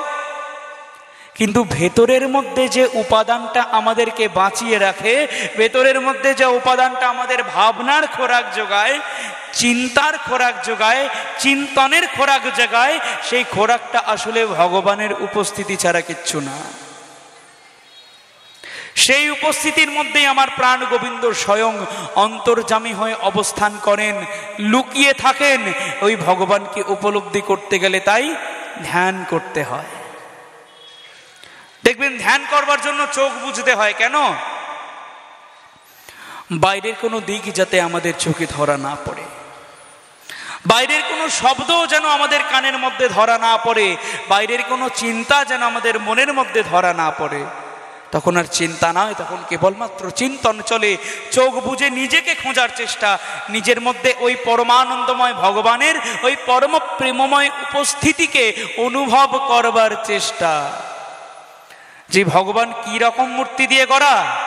শাস্ত্র বলেন, প্রেমাঞ্জন ছুরিত ভক্তি বিলোচনেন সন্ত সদা হৃদয়েষু বিলোকয়ন্তি यं श्याम सुंदरम अभिक्रियामात्ममूर्तिं गोविंदमादि पुरुषं त्वमहं भजामि। ভগবান কি দিয়ে গড়া? কেউ জিজ্ঞেস করলে বলবেন, ভগবান কোনো রক্ত মাংস দিয়ে গড়া নয়, কোনো অস্থি দিয়ে গড়া নয়। ভগবান গড়া প্রেম দিয়ে। যেই প্রেম ভক্তের মধ্যে থাকে, যেই প্রেম ভক্তি দ্বারা প্রতিফলিত হয়ে আরো সুন্দরতর দেখায়। দেখবেন, আমাদের মনের মধ্যে যে চিন্তা থাকে, আমরা চারপাশে সেই দৃশ্যই দেখতে পাই। আমাদের মনের মধ্যে যদি সবসময় ভয় থাকে, তবে মনে হবে পৃথিবীতে সবাই আমার শত্রু, সবাই আমার খারাপ চায়, কেউ আমার ভালো দেখতে পারে না। আর যারা সাধু গুরু বৈষ্ণবগণ, শাস্ত্র তাদেরকে বলেন অজাত শত্রবশান্ত। তারা সব সময় শান্ত থাকেন, কোন রকম দুর্ভাবনা তাদেরকে চিন্তা করে না। কেন? সব সময় তারা নিজের পরমানন্দময় ভগবানকেই ইতি উতি দেখতে পান। গৃহের মধ্যে যে বিগ্রহতে তিনি প্রণাম করছেন, সেই প্রণামের মধ্যে, সেই বিগ্রহের মধ্যে যেই ভগবানের দর্শন পান। যেই বাবার চরণ সেবা করছেন, সেই বাবার মধ্যে তিনি, সেই পিতার মধ্যে তিনি জগৎ পিতাকে দেখতে পান। যেই মাতা রন্ধন করে তাকে খাওয়াচ্ছেন, সেই মায়ের মধ্যে তিনি জগন্মা তাকে দেখতে পান। যেই পুত্র তার কাছে বাবা বলে ছুটে আসে, সেই পুত্রের মধ্যে আমার বাল গোপালের দর্শন লাভ করেন। যে কন্যাকে তিনি বড় করছেন, পড়াশোনা শেখাচ্ছেন, বাৎসল্য দিচ্ছেন, স্নেহ দিচ্ছেন, সেই কন্যার মধ্যেও আমার পরমানন্দময় ভগবানের উপস্থিতি। যার সঙ্গে কথা বলছেন, তার মধ্যেই ভগবানের পরমানন্দময় প্রেমানন্দময় উপস্থিতি। কেন? নিজের মধ্যে তিনি ভগবানকে অনুক্ষণ চিন্তা করছেন। তাই নিজের মধ্যে প্রত্যেক মুহূর্তে তিনি ভগবত কথা চিন্তা করছেন। ওই চিন্তার প্রতিফলন হিসেবে সমস্ত জগতের মধ্যে তিনি গোবিন্দকে দেখতে পাচ্ছেন। যেটা ভগবান বলছেন, ये मां सर्वेषु भूतेषु भूतानाम अवस्थित यथा। আমার মধ্যেই সমস্ত জগৎ যেমন বর্তমান, ঠিক তেমন সমস্ত জগতের মধ্যে একমাত্র আমি থেকে থাকি, বাকি সব কিছু মিথ্যা। এই ভাবনা যদি আমার সঙ্গে থাকে, তবে তো আর কারোর সঙ্গে ঝগড়া করতে ইচ্ছা হবে না। কার সঙ্গে ঝগড়া করব? কার সঙ্গে জমি নিয়ে মারামারি করব? কার সঙ্গে অধিকারের লড়াই করব? সবার মধ্যেই তো ওই প্রাণ গোবিন্দকে দেখতে পাচ্ছি, সবার মধ্যেই তো মুরলীধর ভগবানকে দেখতে পাচ্ছি, সবার মধ্যেই তো ওই প্রেম দিয়ে আঁকা শরীরটিকে দেখতে পাচ্ছি, যাকে আমি রোজ মনে মনে চিন্তা করি, যার রোজ আমি কথা শ্রবণ করি, যার কথা আমি রোজ কীর্তন করি, এমনই প্রেমময় উপস্থিতি।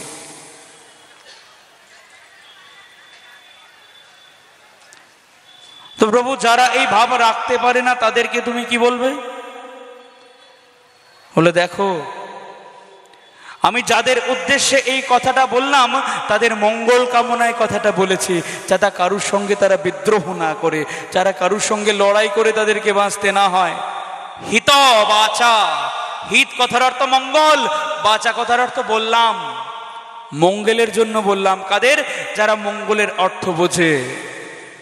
আর যারা দুধ খেতে চায় না, যারা কোনো পুষ্টিকর আহার গ্রহণ করতে চায় না, যারা শুধুমাত্র দেহ নিয়ে পড়ে থাকে, তারাকে মৌঢ়াৎ ভাবাস্মানাৎ দেবা, তারা হচ্ছে বোকা। তুমি তো অর্জুন বোকা নও, বোকা তো তোমার জ্যেষ্ঠ ভ্রাতা দুর্যোধন। আমরা জানি মহাভারতের যুদ্ধে এই শ্রীমদ্ ভগবদ গীতার কথা বলতে বলতে আমার গোবিন্দ অর্জুনকে বিশ্বরূপ দর্শন করিয়েছিলেন।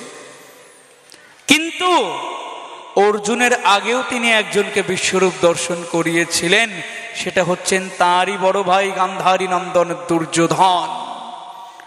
অর্জুনকে দর্শন করানোর উদ্দেশ্য কি? আমি কে, তুমি আমায় দেখো, যাতে তুমি নিজের কর্তব্যকে বুঝে নিতে পারো। দুর্যোধনের উদ্দেশ্য কি ছিল? যে দেখো তোমার সঙ্গে কি কি খারাপ ঘটতে চলেছে। দুর্যোধনকে বিশ্বরূপ দর্শন করানোর পরেও দুর্যোধন কি পারতেন না নিজেকে ওই ভাবনা থেকে সরিয়ে আনতে? মনের মধ্যে তার একটা ঠুলি পড়ে আছে, একটা আবরণ। তিনি অন্ধের তো নয়, মোহান্ধের তো নয়, তিনিও আরেক মহান্ধ। মোহের মধ্যে তিনি এতটাই অন্ধ হয়েছিলেন যে স্বয়ং ভগবান তাকে নিজেকে প্রকাশ করবার পরেও তিনি ভগবানকে বলছেন মায়াবী, ও আমাকে মিথ্যে মায়ায় ভুলিয়ে রেখেছে। বিনা যুদ্ধে নাহি দেবতায় সূচ্যগ্রমে দিনে, যুদ্ধ করব, প্রাণ যাবে তাও আচ্ছা, কিন্তু আমি আমার গর্ব ছাড়ব না, রাবণের মতো। যুদ্ধ করব কিন্তু সীতা ফেরত দেব না। আর আমার দাপরে দুর্যোধন, যুদ্ধ করব কিন্তু জমি ফেরত দেব না, অধিকার ফেরত দেব না। এই জেদ, ভগবান কি বলেন? এই জেদ থেকে নিজেকে উদ্ধার করো। উদ্ধারেদ আত্মানাত্মানম নাত্মানম অবসাদয়েত। ওহে অর্জুন শোনো, এটা সব সময় মনে রাখবে, যদি তুমি বিপদে পড়ো, ওই বিপদ থেকে তোমাকে নিজেই নিজেকে টেনে বার করতে হবে, অন্য কেউ তোমাকে বার করে দেবে না। ধরুন না, আপনার ঘাড়ের মধ্যে একটা মশা কামড়াচ্ছে, আপনি কি পড়শিকে ডাকবেন যে এসে মশাটা মেরে দিয়ে যাও? আপনার নিজের হাত রয়েছে, নিজেই চপেটাঘাত করে মশা মারবে। ঠিক তেমনি আপনি যখন নিজে বিপদে পড়বেন, আপনাকে নিজেকে সেখান থেকে উদ্ধার করতে হবে। কারণ জগৎ সংসার মজা দেখবে, কেউ সাহায্য করতে এগিয়ে আসবে না। এটাই জগৎ, এটাই জগতের সব থেকে ক্রূর নিয়ম, সব থেকে ক্রুয়েল রুল। এখানে সবাই নিজের ভালোটা বোঝে। কিরকম? আকবর এবং বীরবলের মধ্যে একটা জিনিস নিয়ে দ্বন্দ্ব হচ্ছে, তর্ক হচ্ছে। আকবর জিজ্ঞেস করছেন যে আচ্ছা বলো তো বীরবল, মানুষ বা প্রাণী পৃথিবীতে কাকে সব থেকে বেশি ভালোবাসে? বীরবল বলছেন কেন জাহাপনা, প্রাণী বা জীব, সে মানুষ বলুন বা অন্য কেউ, সব থেকে বেশি নিজেকে ভালোবাসে, নিজেকে ছাড়া সে কিচ্ছু বোঝে না। বলে মিথ্যে কথা। মানুষ যেমন সন্তানের জন্ম দেয়, পশু পাখিও তো সন্তানের জন্ম দেয়।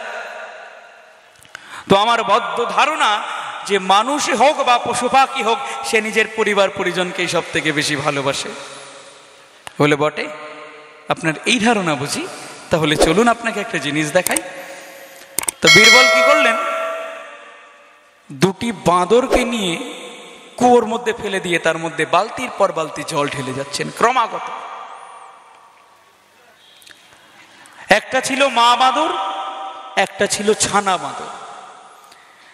যখন কুয়োর মধ্যে জল পড়ছে, কুয়ো তো নয় সামান্য একটা চৌবাচ্চা, কুয়ো তো পরিপূর্ণ করা যায় না বাবা, একটা চৌবাচ্চা, তার মধ্যে বালতির পর বালতি বীরবল জল ঢালছেন। দেখুন মহারাজ, প্রাণী কাকে বেশি ভালোবাসে একবার দেখুন। তো বাদর প্রথমে কি করলো, নিজের সন্তানটাকে হাত দিয়ে এরকম তুলে ধরেছে, ওই বাহুবলী সিনেমাটার মতো হাত দিয়ে যেরকম জল থেকে বাঁচানোর জন্য তুলে ধরে রেখেছিল, ঠিক তেমনি সন্তানকে ধরে দুই হাত দিয়ে তুলে রেখেছে, কোনো মতেই তাকে ডুবতে দেয়া চলবে না। এবার বীরবল তো জল ঢেলেই যাচ্ছে, চৌবাচ্চা বালতির পর বালতি, এই জল যখন বুক থেকে গলা থেকে মুখ অব্দি পৌঁছালো, তখন মা বাঁদরটি সন্তান বাঁদরটাকে জলের মধ্যে ঠেলে ফেলে ওই শ্যাওলাময় দেওয়াল পেরিয়ে প্রাণপণে চেষ্টা করছে যাতে সে নিজে চৌবাচ্চার ওপরে যেতে পারে, প্রাণপণে চেষ্টা করছে, আর পা দিয়ে চেপে রেখেছে বাচ্চাটার মুখ, যেন বাচ্চাটা কুয়ো থেকে আগে না তাড়ি বেরিয়ে যেতে পারে, নাহলে তার প্রাণ সংশয় অনিবার্য। বীরবল দেখাচ্ছেন, দেখুন মহারাজ, দেখুন জাহাপনা, পৃথিবীর সব থেকে বিকৃত নিয়ম, এইখানে মানুষ শুধুমাত্র নিজের মঙ্গলের কথা চিন্তা করে, প্রাণীও শুধুমাত্র নিজের মঙ্গলের কথা চিন্তা করে, নিজের থেকে বেশি কেউ কাউকে ভালোবাসে না, সবাই মজা দেখে, সবাই তামাশা দেখে, এবং সবাই ফাঁকে থাকে যে কখনো আরেকজনকে ফাঁদে ফেলা যায়। তাই ভগবানের সাবধান বাণী বহু পূর্বে আমাদের জন্য বলে গিয়েছেন, আর আমরা মনে করি ভগবান আমাদের জন্য কিচ্ছু দেন না। ভগবান তোরে খাইতে দিব না পড়তে দিব, দিবারাত্র ভগবানের নাম করস। ভগবান বলে দিয়েছেন কেউ তোমার হয়ে কোনো কাজ করে দেবে না। পরীক্ষকের কাজ খাতা চেক করা, প্রশ্নপত্র বিলি করা, অ্যান্সার শিট বিলি করা, উত্তর লিখে তোমাকেই ভরাতে হবে, তোমার হয়ে কেউ কাজ করে দেবে না। তাই উদ্ধারেদাত্মানাত্মানম, যদি কখনো উদ্ধারের রাস্তা পাও সেই মুহূর্তে নিজেকে সেখান থেকে উদ্ধার করবে। যদি তুমি সেটা করতে পারো তবে তুমি জানবে তুমি নিজেই নিজের বন্ধু, আর যদি তুমি করতে না পারো তবে জানবে তুমি নিজেই নিজের শত্রু। আত্মনো হি আত্মনো বন্ধু, মানুষ নিজেই নিজের বন্ধু হয়। আত্মনো রিপুরাত্মন, মানুষ নিজেই নিজের শত্রু হয়। কত বড় প্র্যাকটিক্যাল কথা, আজকের সময়, আজকের দিনে, আজকের যুগের উপযোগী বক্তব্য। কত বড় সায়েন্টিফিক গ্রন্থ আমাদের শ্রীমদ্ ভগবদ গীতা। তো অর্জুন বলছেন তুমি তো বলেই খালাস, নিজেকে নিজে উদ্ধার করো, তাহলে তুমি নিজে নিজের বন্ধু। নিজেকে যদি নিজের উদ্ধার করতে না জানো তাহলে তুমি নিজে নিজের শত্রু। আরে উদ্ধারটা করবো কিভাবে? আমার মন তো সবসময় চঞ্চল থাকে। জব করতে বসলে মনে হয় ছেলেটা খাইলো কিনা, পইরা গেল কিনা। জব করতে বসলে মনে হয় দোকানে কত টাকার মুনাফা হইল, কত টাকা লোকসান হইল। জব করতে বসলে মনে হয় আমি তো দোকানে নাই, কত টাকা নয়ছয় হইয়া গেছে গিয়া। তো তোমার নাম করবো কি করে? আমার মনই তো নিয়ে নিয়ন্ত্রণে থাকে না। বলে বটে। আচ্ছা অর্জুন, তুমি না তোমার যুগের সব থেকে বড় তীরন্দাজ? বলে হ্যাঁ প্রভু, তীরন্দাজ আমি। হ্যাঁ, পাশুপতাস্ত্র পেয়েছি, কত রকমের অস্ত্র পেয়েছি, আমার হাতে গান্ডিব আছে। তাহলে আচ্ছা, এই তীরন্দাজির বিদ্যাটা তোমাকে শিখতে গিয়ে কি পরিশ্রম করতে হয়েছে? বলো ওমা প্রভু আর বলো না, কত পরিশ্রম করতে হয়েছে তা আমি জানি। তুমি আমাকে যে বলে নো যে অয়ম আত্মা গুড়াকেশ, গুড়াকেশ মানে কি জানো? গুড়াকেশ মানে হচ্ছে নিদ্রাজ, ওই যে রাত্রে কখনো ঘুমায় না। এই তীরন্দাজ অভ্যাস করবার জন্য, ধনুর্বিদ্যা অভ্যাস করবার জন্য আমি রাত্রের নিদ্রা ত্যাগ করেছি, আমি খাদ্য গ্রহণ পর্যন্ত ত্যাগ করেছি। কিরকম মজার গল্প। তখন অর্জুন সবে সবে তীরন্দাজির শিক্ষা আরম্ভ করেছিলেন মহাভারতের যুদ্ধের প্রথম অধ্যায় আদি পর্বে। তো একদিন কি হয়েছে, তখনকার দিনে তো আর এলইডি বাল্ব টাল্ব ছিল না, ইলেকট্রিক কানেকশন ছিল না, ছিল মোমবাতির আলো, প্রদীপের আলো। ওই প্রদীপের আলোতে সবাই যখন ঘুমিয়ে পড়েছেন, অর্জুন সেই সময় খাবার খেতে এসেছেন। অভ্যাস শেষ, শরীর একটু ক্লান্ত, একটুখানি খাদ্য দরকার শরীরে। তাই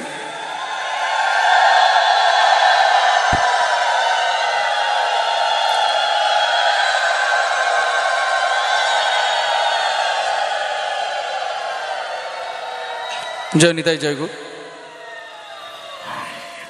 তো সারাদিনের পর ক্লান্ত শরীরে অর্জুন খাদ্য গ্রহণ করবার জন্য এসেছেন গুরুগৃহে, অভ্যাস শেষ করবার পর। তো খেতে খেতে খেতে খেতে হঠাৎ কি হয়েছে, একটা দমকা হাওয়ায় ওই প্রদীপের আলোটি গিয়েছে নিভে। কিন্তু অর্জুনের খাওয়া থামে না। কেন? তিনি হাত এবং নিজের মুখের অবস্থান জেনে গিয়েছেন। অন্ধকার, কিছু দেখতে পাচ্ছেন না, তবুও আপনা হতে হাত মুখের কাছে চলে আসছে, তবুও আপনা হতে হাত মুখের কাছে চলে আসছে, আর মুখ খাদ্য গ্রহণ করছেন। অর্জুন খাবার খাওয়া বন্ধ করে দিলেন, থামিয়ে দিলেন। বলে, আচ্ছা, আলোর অভাবে যদি আমি খাদ্য গ্রহণ করতে পারি, আলোর অভাবে তেমন আমি ধনুর্বিদ্যাও চালাতে পারবো, সঠিক নিশানায় তীর লাগাতে পারবো। ওটার জন্য কি করলেন? দিবারাত্র অন্ধকারের মধ্যে তিনি ধনুর্বিদ্যা চর্চা শুরু করে দিলেন। এটাই ভগবান অর্জুনকে বোঝালেন। বলে, দেখো, তুমি তো দুটো জিনিস করেছো, একটা হচ্ছে অভ্যাস, একটা হচ্ছে বৈরাগ্য। আহার এবং নিদ্রা ত্যাগ করে তুমি কাজ করেছো বৈরাগ্যের, এবং নিত্য নিরন্তর ধনুর্বিদ্যা অভ্যাস করে তুমি কাজ করেছো অনুশীলনের। তাই শোনো অর্জুন, অভ্যাসেন তু কৌন্তেয় বৈরাগ্যেণ চ গৃহ্যতে। তুমি নিজে যেটা গুরুগৃহে করেছো, এটা তোমার বাস্তব জীবনের সংগ্রাম গৃহে করে দেখানোর সময়। তুমি যখন অভ্যাস করতে এসেছো, সেই অভ্যাসের দিকেই যেন তোমার নজর থাকে। তুমি এখন যুদ্ধ করতে এসেছো, ওই যুদ্ধের দিকেই তোমার এখন নজর থাকে। আর হৃদয়ের যাবতীয় কাজ তুমি আমার ওপর ছেড়ে দাও। মাম অনুস্বরা যুদ্ধা, আমাকে অনুসরণ করো, আমার কথা শোনো। তুমি সদা সর্বদা মনে রাখবে, তুমি নিজে কোনো কাজের কর্তা নও, বা তুমি নিজের কোনো কাজের ভোক্তাও নও, তুমি একটা মাধ্যম মাত্র। এই যে শ্রীমদ্ ভাগবত বলেন যে, হৃদয় হমাদ্যম সুলভম সুদুর্লভম প্লবম সুকল্পম গুরুকর্ণধারম। নরদেহটা কি? ভজনের একটা মাধ্যম। জীব কি? ঈশ্বরের ক্রীড়ার একটা মাধ্যম। ভগবান যেমন প্লট তৈরি করে রেখেছেন, ভগবান যেমন ক্যারেক্টার সাজিয়ে রেখেছেন, তোমাকে তেমন প্লটে তেমন রোল প্লে করে যেতে হবে, তার বাইরে তুমি যেতে পারবে না। খোদার ওপর খোদ্দারি করে কোনো লাভ নেই। খোদা আগে থেকেই তোমার খোদার রাস্তা তৈরি করে রেখেছেন। তাই অর্জুনকে বললেন, অভ্যাসেন তু কৌন্তেয় বৈরাগ্যেণ চ গৃহ্যতে। বারংবার একটা জিনিসের অভ্যাস করতে হয়। আমরা ছোটবেলায় কবিতা পড়েছিলাম, পারিব না এ কথাটি বলিও না আর, কেন পারিবে না তাহা ভাবো একবার। অলস অবোধ যারা, কিছুই পারে না তারা, তোমায় তো দেখি না তো তাদের আকার। তবে কেন পারিব না বলো একবার, পারিব বলিয়া সুখে হও আগুসার, একবার না পারিলে দেখো শতবার। ভগবত গীতা এবং জীবনের গীতা এক সূত্রে গাঁথা, কোথাও কোনো ভেদ নাই। একবার না পারিলে দেখো শতবার। কিরকম? একটা ছোট্ট গল্প মনে পড়ে যায়। আমাদের ভারতের বাইরে দুটো রাজ্য রয়েছে, দুটো দেশ রয়েছে আলাদা আলাদা। একটা ইংল্যান্ড, একটা স্কটল্যান্ড, দুটো পাশাপাশি দেশ। আর এখন সমস্যা হচ্ছে, বর্তমানে পাশাপাশি থাকলে বন্ধুত্ব চলে না, চলে মারামারি। আমাদের ভারত বাংলাদেশ, ভারত পাকিস্তানের কথা চিন্তা করুন, কিংবা নিজের বাড়ির প্রতিবেশীদের সঙ্গে সৌহার্দ্যের কথা চিন্তা করুন। মিষ্টি চলে না, ইট পাটকেল চলে একে অপরের উপর। ঠিক তেমনি ইংল্যান্ড এবং স্কটল্যান্ড পাশাপাশি দুটো দেশ, কে কাকে দখল করবে তা নিয়ে প্রত্যেক দিন তাদের মধ্যে লড়াই। এবার ইংল্যান্ড কি করে, বারবার স্কটল্যান্ডের রাজাকে হারিয়ে দেয়। রাজা আবার পালিয়ে যান, কোনোদিন থেকে আবার সৈন্য সামন্ত একত্রিত করে আবার ইংল্যান্ডের বিরুদ্ধে যুদ্ধ ঘোষণা করেন। এরকম বার দুয়েক করবার পর আমার স্কটল্যান্ডের রাজা রবার্ট ব্রুস, তার অবস্থা হয়েছে অর্জুনের মতো। তলোয়ার ফেলে রেখে প্রতিজ্ঞা করেছেন, আমি যুদ্ধ করব না। জঙ্গলে চলে গিয়েছেন খালি পায়ে, গুহার মধ্যে বসে রয়েছেন। আর এদিকে তার রাজ্য ইংল্যান্ডের রাজা ভোগ করছেন। গুহার মধ্যে বসে থাকতে থাকতে তিনি একটা অদ্ভুত দৃশ্য দেখেন। গুহার দেওয়ালে ছোট্ট একটা মাকড়সা জাল বাঁধছে নিজের পেটের ভেতর থেকে লালা সুতো বার করে। এবার গুহার দেওয়াল জল পড়ে পড়ে পিচ্ছিল হয়ে গিয়েছে, মাকড়সাটা ধম করে পড়ে গেল। হার মানল না, সেই যে পড়ে গেল, আবার যেখানে দাঁড়িয়ে সে জাল বোনা শুরু করেছে, সেইখানে পৌঁছে আবার নতুন করে জাল বোনা শুরু করলো। এইরকম 3 বার, 4 বার, 5 বার, 6 বার, 7 বার, 8 বারের চেষ্টায় রবার্ট ব্রুস এক দৃষ্টে দেখতে পেলেন মাকড়সাটা নিজের জাল বোনা সম্পন্ন করে ওই জালের মধ্যে ধীরে ধীরে ঘুমিয়ে পড়ল। তিনি এখান থেকে একটা চমৎকার জিনিস শিক্ষা করলেন। প্রথমত কি? Determination. There are two ways to conquer a life. মানুষের জীবন ধারণকে জয় করবার জন্য মাত্র দুটো উপায়। প্রথম, ডিটারমিনেশন, দৃঢ় প্রতিজ্ঞা, আমাকে পারতেই হবে, আমাকে করে দেখাতেই হবে। এবং দ্বিতীয়, কনসিস্টেন্সি, প্র্যাকটিসের দৃঢ়তা থাকা। একটা হচ্ছে মনের দৃঢ়তা, একটা হচ্ছে কর্মের দৃঢ়তা। এই দুটো জিনিস যদি মানুষের জীবনে থাকে, সে পারবে না এমন কোনো কাজ হয় নাই। এর পরবর্তী চেষ্টায় রবার্ট ব্রুস একটা মনে নতুন বল নিয়ে সৈন্যদলকে একত্রিত করলেন। একবারে ইংল্যান্ডের রাজাকে, ইংল্যান্ডের সৈন্যদলকে স্কটল্যান্ড থেকে বহু দূরে পাড়িয়ে নিয়ে চলে গেলেন। কিসের? অভ্যাসেন তু কৌন্তেয় বৈরাগ্যেন চ গৃহ্যতে। আমরা তো পারতাম না অত সহজে ভারত মাকে স্বাধীন করতে। যদি 250 বছর ধরে দেশ স্বাধীন করবার প্রচেষ্টা করবার পর দেশ মাতার সন্তানরা মনে করতেন এত বছরেও যখন দেশ স্বাধীন হলো না, তাহলে দেশ স্বাধীন করবার উপায় কি, ছেড়ে দিই? কেউ হাল ছাড়েন নাই। মঙ্গল পাণ্ডে থেকে ঝাঁসির রানী লক্ষ্মীবাই, সেইখান থেকে দ্বিতীয় বাহাদুর শাহ, সেইখান থেকে তাঁতিয়া তোপে, সেইখান থেকে বিনয় বাদল দীনেশ, শহীদ ভগৎ সিং, সেইখান থেকে আমাদের নেতাজি সুভাষচন্দ্র বোস পর্যন্ত প্রত্যেকে নিজের শেষ রক্তবিন্দু দিয়ে সংগ্রাম করে যাওয়ার চেষ্টা করেছেন একমাত্র এই শ্রীমদ্ ভগবদ গীতার এই শ্লোকটিকে নিয়ে। অভ্যাসেন তু কৌন্তেয় বৈরাগ্যেন চ গৃহ্যতে। একবার না পারলে আমরা 1000 বার চেষ্টা করে দেখব, তবু আমাদের দৃঢ় প্রতিজ্ঞা, আমরা করব জয়। এটাই হচ্ছে শ্রীমদ্ ভগবদ গীতার জীবনমুখী বাণী। শুধুমাত্র ঠাকুর ঘরের কুলুঙ্গিতের জায়গা হলে হয় না মা, প্রত্যেক মানুষের হৃদয়ের অভ্যন্তরে এই ভগবদ গীতার এক একটা শ্লোক মালার মতো করে গেঁথে থাকা দরকার, নইলেই আমাদের জীবনের জ্বালা জুড়বে, নচেত জুড়বে না। তোকে এইরকম করে একটার পর একটা উপদেশ বাণী দেবার পর যখন অর্জুনের ধীরে ধীরে কি হলো, হৃদয় পরিবর্তন হওয়া শুরু করলো। সোনাকে বারবার বারবার আগুনে দিলে কি হয়, তার খাদগুলো ধীরে ধীরে ধীরে ধীরে অল্প অল্প অল্প অল্প করে চলে যায়, ঝকমক ঝকমক করতে থাকে নতুনের মতো। তো এবার কৃষ্ণ একসময় বলা থামিয়ে দিয়েছেন, কারণ আমাকেও বলা থামিয়ে দিতে হবে এখন। শুধু গৌর ভক্তমণ্ডলী, সময় অতিক্রান্ত। গীতার 18টাই অধ্যায় ছিল, 19 অধ্যায় ছিল না। তো যাই হোক, এবার গোবিন্দ বলা থামিয়ে দেবেন। কি বললেন অর্জুনকে? যে কচিত এতৎ শ্রুতং পার্থা ত্বয়া একাগ্রেণ মনসা। অর্জুন, মন একাগ্র করে শুনেছ তো যে আমি কি বলেছি? ডাক্তার বলে না রোগীকে, দেখুন প্রেসক্রিপশন পড়ে দেখুন, এই এই ওষুধগুলো খেতে হবে, এই এই জিনিসগুলো করতে হবে, আর এই এই জিনিসগুলো করতে হবে না। বুঝতে পেরেছেন কি বলেছি?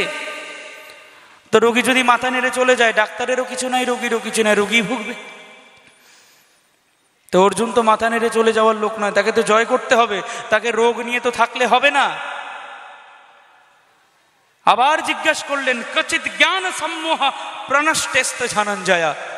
গোবিন্দ কিন্তু আমার যে সে গুরু নন।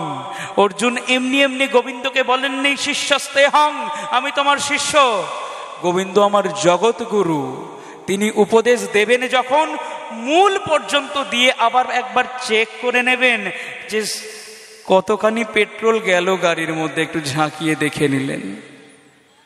কচিত জ্ঞান সম্মোহ প্রনষ্টস্তে ধনঞ্জয়া। ওহে, এত যে কথা বললাম, কানে গেল কিছু? মনের মধ্যে ঢুকলো, মাথার মধ্যে ঢুকলো, নাকি আবার আমাকে শুরু করতে হবে? তো অর্জুন করজোরে বলছেন, না থাক বাবা, দরকার নেই, অনেক সময় হয়েছে। অর্জুন কি বলছেন? না ডাক্তার বাবু, আপনি যা যা ওষুধ দিয়েছেন, যা যা ইঞ্জেকশন দিয়েছেন, সঠিক জায়গায় লাগছে। নষ্ট মোহ, আমার মোহ নষ্ট হয়ে গিয়েছে। এখন আর আমার আমিত্বের কোনো অহংকার নাই, বা আমি করছি, আমি গান্ডীব তুলছি, আমি অর্জুন, এইরকম কোনো মোহ আমাকে আর বিব্রত করছে না। স্মৃতির লাভ্যা, স্মৃতি কি? মেমোরি লস হয়ে গিয়েছিল শর্ট টাইম, আমাদের যেমন হয়। ভজনের পথে থাকতে থাকতে, সাধনের পথে থাকতে থাকতে আমরা ভুলে যাই যে আমরা ভগবানের দাস, যার জন্য বারংবার মনে করানোর দরকার পড়ে আমার গৌরহরির মুখ নিঃসৃত কথা, জীবের স্বরূপ হয় নিত্য কৃষ্ণদাস। তো অর্জুন যে ভগবানেরই একটা বিভূতি, একটা সেবক, একটা দাস, একটা ভক্ত মাত্র, সেটা অর্জুন মনে করতে পেরে গিয়েছেন। স্মৃতির লব্ধা কি বলছেন? ত্বৎ প্রসাদাৎ ময়াচ্যুত। আরে তুমি আমাকে কৃপা করে মনে করিয়ে দিলে বলেই তো পারলাম। তুমি যদি না থাকতে ভগবান, এই গান্ডিবার ধনুনি তো আমি ফেলেই দিচ্ছিলাম। তুমি না থাকলে তো আমার দেবদত্ত শঙ্খ বেজে উঠত না। ত্বৎ প্রসাদাৎ ময়াচ্যুত, এটা কি? That ultimate gratitude to the god, আমাদের পরম কৃতজ্ঞতা ভগবানের কাছে। বারবার বলি আমি বিশ্বকবি রবীন্দ্রনাথ ঠাকুরের সেই লাইন, যে আমাদের কোনো ধৃষ্টতা নেই যে আমরা ভগবানকে ভালোবাসবো, আমাদের কোনো যোগ্যতা নেই যে আমরা ভগবানের নাম গাইব। ভগবান চাইলে আমাদের বোবাকালা করে জন্ম দিতে পারতেন, তিনি তো তা করেন নাই। ভগবান পারলে আমাদের চোখ খুলে নিয়ে যেতে পারতেন, কিন্তু তিনি তো তা করেন নাই। তিনি আমাদের চোখ দিয়েছেন তার বিগ্রহ দর্শন করে যেন আমরা আনন্দিত হই। তিনি আমাদের জিহ্বা দিয়েছেন যাতে তার নাম কীর্তন বারংবার করতে করতে আমাদের হৃদয়ের সকল দুঃখ আমরা দূরে ছুঁড়ে ফেলে দিতে পারি।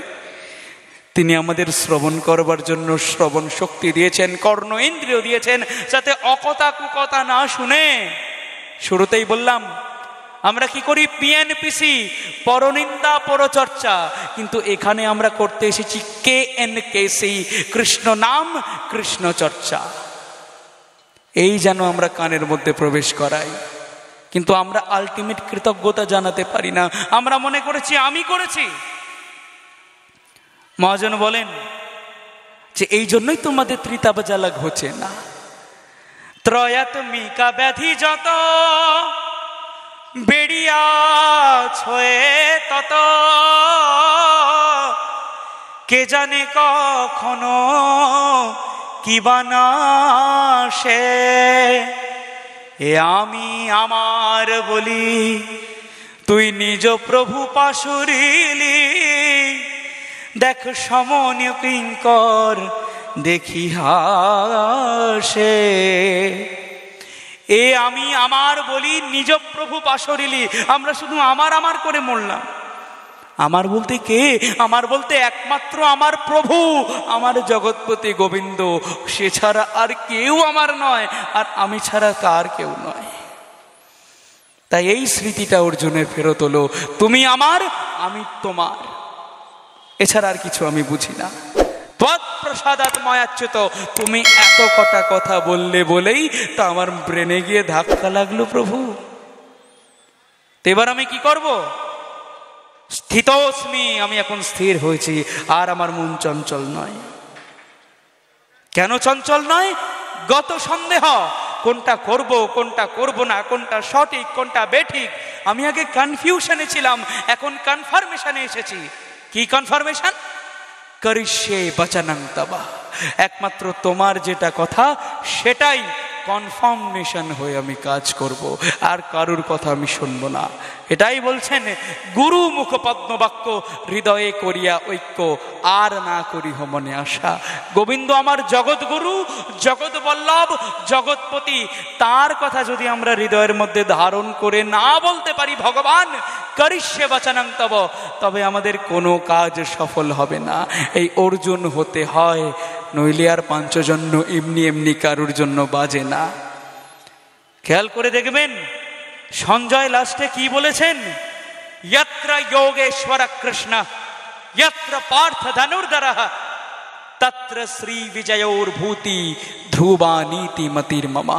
ভগবান নিজের কথা ভক্তকে যেমন বলে যাবেন, ভক্তর উচিত ভগবানের প্রত্যেকটি কথার পুঙ্খানুপুঙ্খভাবে পালন করা। তবেই পাঞ্চজন্য এবং দেবদত্ত একসঙ্গে বাজে, আর তখন ভক্ত ভগবানের ঐক্যতা স্থাপিত হয়, আর তখন সমস্ত জগতের আনন্দ পুঞ্জীভূত হয়ে ভক্তের মস্তকে ঝরে পড়ে পুষ্প বৃষ্টি হয়ে। তাই আজ শ্রীপাঠের বিশ্রাম ক্ষেত্রে যখন ভাগবতীয় কথা জ্ঞানযজ্ঞের পরবর্তী ধাপের দিকে আমরা যাব, আমরা যেন শয়নে স্বপনে নিশি জাগরণে একটাই মাত্র কথা আমার গোবিন্দের দিকে তাকিয়ে বলতে পারি, প্রভু এতকাল অনেক অবজ্ঞা করেছি তোমায়, এতকাল অনেক উপেক্ষা করেছি তোমায়, এখন আর উপেক্ষা করব না, এখন অপেক্ষা করব কবে তুমি আমাকে নিজের চরণ তলে জায়গা দেবে। আর যতক্ষণ না দিচ্ছ, করিষ্যে বচনাং তব, আমরা দৃঢ়বদ্ধ হয়ে তোমার বাণীকে একবদ্ধভাবে ধারণ করে নিজেদের জীবন যুদ্ধে জয় লাভ করব। শুধু গৌর ভক্তমণ্ডলী, আজ এইখানেই এই ক্ষুদ্র জীবাধম আপনাদের সেবার বিশ্রামের সূচনা করলেন। আপনাদের কাছে একটি ছোট্ট অনুরোধ, এই ধরনের আরো ভিডিও দেখতে চ্যানেলটিকে এখনই সাবস্ক্রাইব করুন।